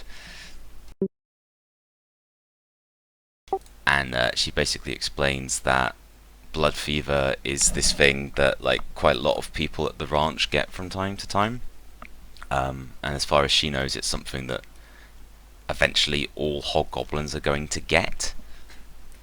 The only cure that she's, like, been able to come up with is, like, just blood transfusions from healthy goblins, but, like, it only sort of stops the symptoms and allows someone to feel a bit better for a while. Like, there's no actual cure for the condition. But all she knows is that all she's been able to work out, why she's just been calling it blood fever, is that something goes wrong with the hobgoblin's blood. Like, it essentially, the blood turns toxic to the person, so their bodies are literally turning against themselves. Can I ask if I could take a sample of his blood, and maybe I can study it? She says sure, and she just, like, grabs like a syringe and some vials from a cabinet, and she draws a sample of blood for you and puts it in a vial, hands it over. Okay, I'll make a note. She sort of shrugs and says, "To be honest, like, you know, she's just a medic. Like, she was a medic during the war, so she only understands some of really what's going on. So anything, you know, any insights you could offer would be really helpful. Like one of the main reasons she came to Umber from Verdant was because back home on Verdant, no one was really interested in helping the hobgoblins with this, so she's just sort of had to come here to try and like work it out on her own." Does she have any like alchemy stuff or bits and pieces lying around that I could maybe? Yeah, sure. No, she leads you back through. Like her main thing in here is like a like quite a well equipped sort of medical station, and she's got various like pots and bottles of like unguents and medicines and various ingredients for making salves and that kind of thing. So it might not be the sort of thing you're used to Probably not. in Saurian medicines, but like there's a variety of interesting, like useful substances there. Could I make a roll to see if I can? I don't know. Like, I have alchemy. Could I try and work out what's going on? See if I can make some kind of cure or some kind of like thing to help. Yeah. Let's just. Okay. Sorry, I'm just having a quick look at your character sheet in terms of what you. Maybe combine some of my cultural Saurian lore. With Yeah, I guess my if we just alchemy stuff. essentially say. You can examine it, like maybe use some of the ingredients to run some tests on it, and it'll just be like, it doesn't really matter which lore focus you use. You can make an intelligence roll with a focus to examine. Can I try and mix in some of the weird ore?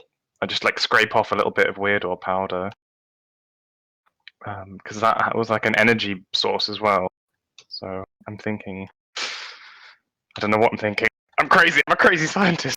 You are okay. So you want to literally just put a bit of weird ore into the blood. Into the pulp sort of cure that I'm trying to make, or whatever it is. Okay, sure. So is that just an intelligence check? Or? Yeah, sure. 18. Oh yeah. Wow. Okay. I was setting it at 17, so okay. So you kind of like maybe spend half an hour. Well, let's say you're there for a while, because this isn't easy stuff. You're there for a couple of hours, like messing around with various stuff on her workbench. And you add in the weird ore, and you sort of do a few tests with different substances with the blood. And what you find, nothing's really working at first. Like it strikes you as quite odd, because what you know of sort of poisons in the blood and stuff like that is normally you just need something to counteract it.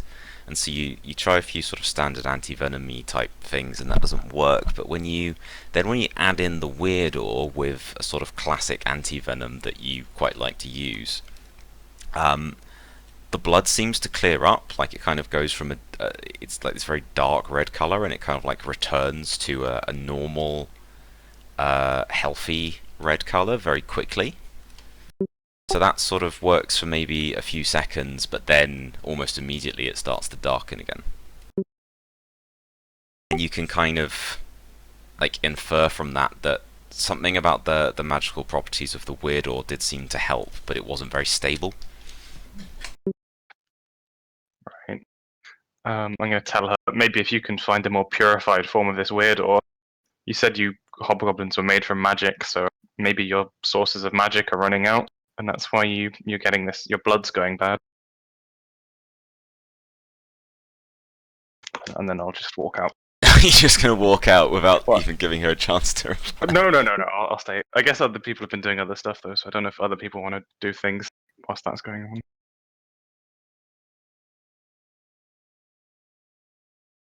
Unless everyone's gone AFK whilst I've been doing my science.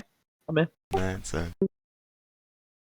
Well, Moxie's very impressed, and probably says some various cowboy-sounding things like "darn tootin'" and stuff like that. I'm not sure. Sarsaparilla. I'm not sure what she would say, but she's essentially very impressed. There's a snake in my boots. Yeah, That kind of stuff like that. No, she slaps you on the back like enthusiastically, and it's just like I never thought of approaching it that way before. Like if we could find like a pure magical source that could like influence the blood, then we might be able to come up with some kind of cure. Yeah, she thinks you're brilliant. Oh, amazing! I have a goblin friend then. Cool. Yeah. She asks, like if you wanna stay and help her work on the problem. Yeah, I'll stay there then whilst other people do other stuff. I'll just see if I can work on a way of like purifying the weird ore. I'm gonna keep one of my chunks in my back, like in my bags, but I'll let me and her tamper with one of them, see if we can do something. Okay, cool. I'm trying to think what else we could be doing in the meantime. We've kind of really done what we came here to do, wasn't Right, it? so I'm gonna sort of go up to Calpurnia and be like, so what are your plans now? You know, now that you're here.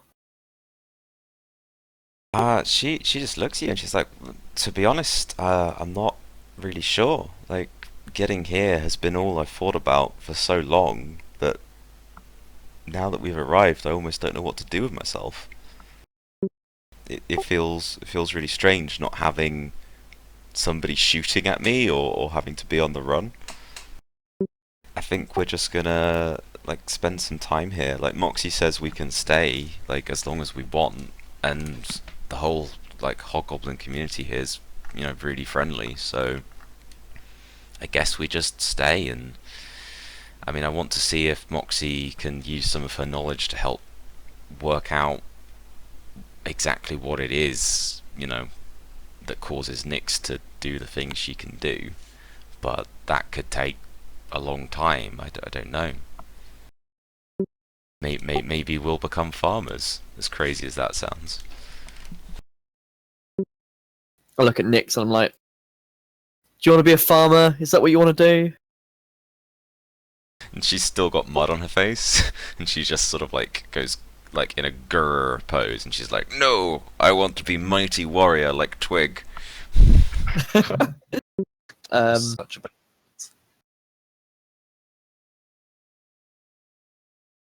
Yeah, so I guess we settle for the night then. Settle for the rest of the day, seeing as we've done something useful. I don't know. Did they give us anything as a reward, or has Moxie given me any little toys to play with? I think she's grateful enough that you can probably help yourself to anything you really like in terms of ingredients or equipment. Like, as long as it's nothing she doesn't urgently need. Like, yeah, if you wanted to, you could get some medical supplies. Yeah, because I use as them in you the see cave. fit. I wonder if I just like top up my medical bits and pieces and nothing. I don't want anything specific, just like so I can You've keep got bandaging people up.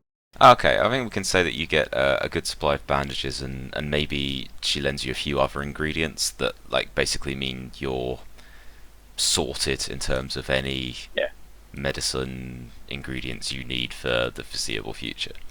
Okay, that sounds great. In terms of what else they can give you, I mean, Gil's already said that he'll like make sure that you guys are like fully loaded up with supplies for whatever you do for your next journey. But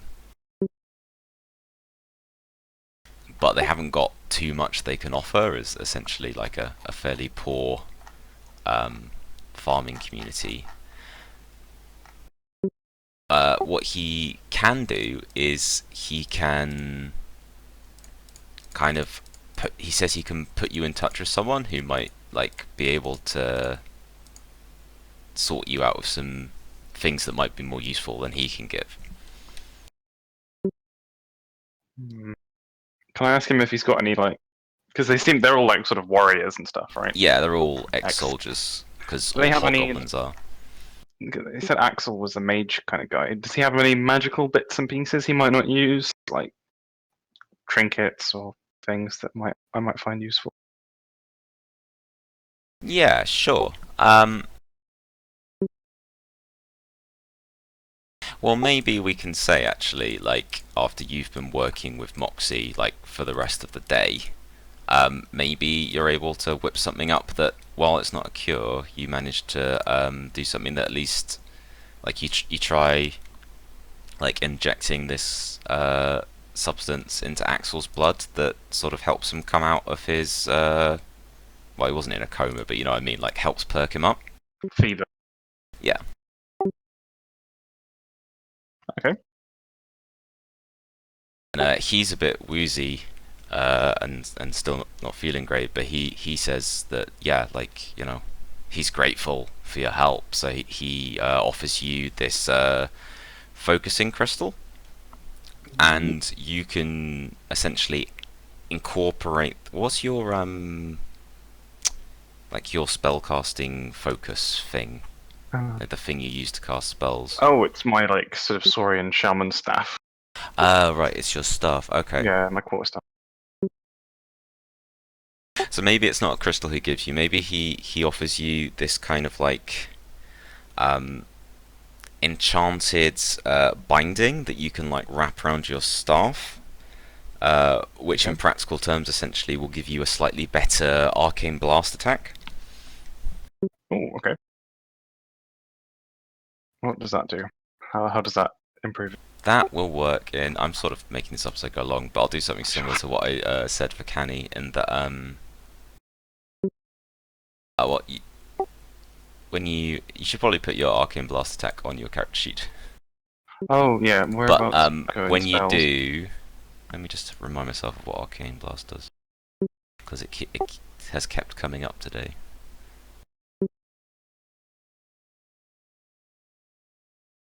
It's. I don't know actually. Some.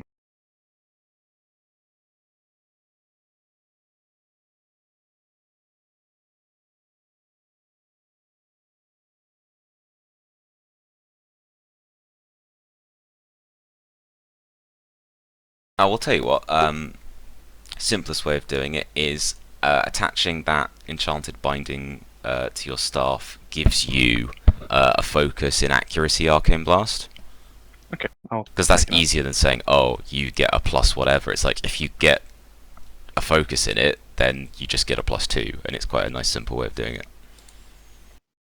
Okay, so yeah, I've made a note of that under accuracy then. So when I cast Arcane Blast, it means I get a +2 to that. Okay. Cool. Awesome. I'll change my core stat.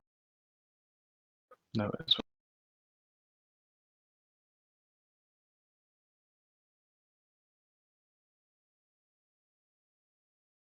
Okay, cool.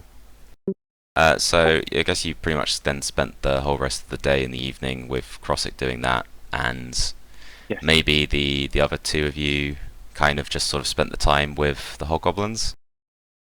Playing with Nyx, Yeah. mainly. And because I feel like I've given. Oh, I've also washed in that time, I think. Okay, you may remove the dirt marker. Would I have Dirty regained food. my magic points whilst doing all that stuff? Yeah, sure. Yeah, you can regenerate stuff like that.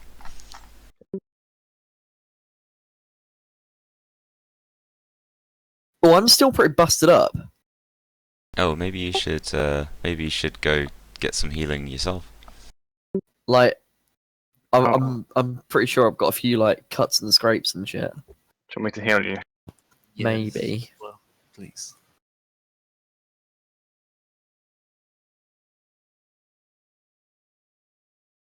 Give me some healing. Do it. Do it. Okay.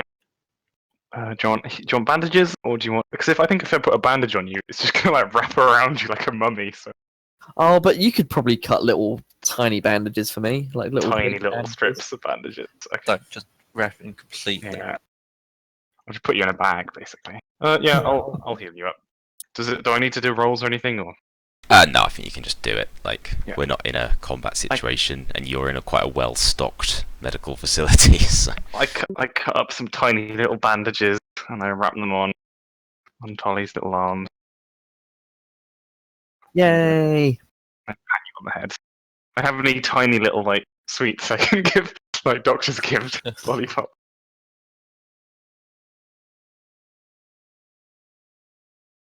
Cool. Does that just heal me back up to full again? Yeah. Or- You can all go back up to full health and recharge your mana and do any stuff like that you need to do. To be honest, since it's getting close to 10 now, I'm inclined to say that like this sort of seems a natural point to stop. Yeah, we finished for the day. Yeah, like you guys had an eventful day. Combat took a little longer than I expected, but like it all worked out at the end. We survived. But yeah, no, unless there's anything else specifically any of you would like to do, I think we can probably just wrap it up there for now. Not in game. No. That sounded like there was an ominous out of game. Well, we've got like a whole stack of. What about this mechanical thing? Oh right, I see what To you work mean. out. Yeah. Well, we can. But we don't have to do that necessarily No, today. we just can. At some point. Maybe we should probably work that out. Like tomorrow's a day off for me, so I'll be generally around. We'll do it so, tomorrow then. Yeah, We'll work out tomorrow. sounds like a good plan. But cool. Cool. Thank you for that. Hooray! Good job at killing That was very annoying fun. porcupine. I like Yeah, that was a Combat. good one That was today. Really, I thought you might just like lose it. It's like these things are so annoying.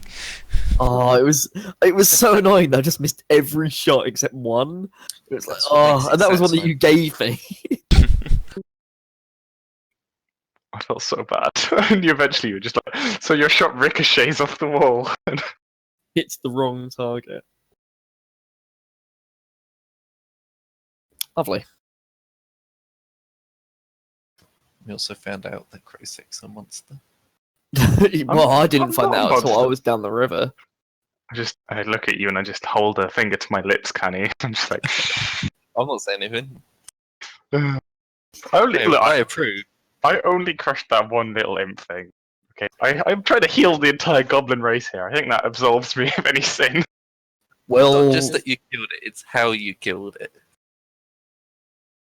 Luring it with it food, was a making bit- it all happy, and then just I think I caught you guys by surprise a bit. I was like, yeah, I'm gonna get a pet and then I'm gonna kill it. will Twig find out about Crosex's horrific doings? Find out next week, folks.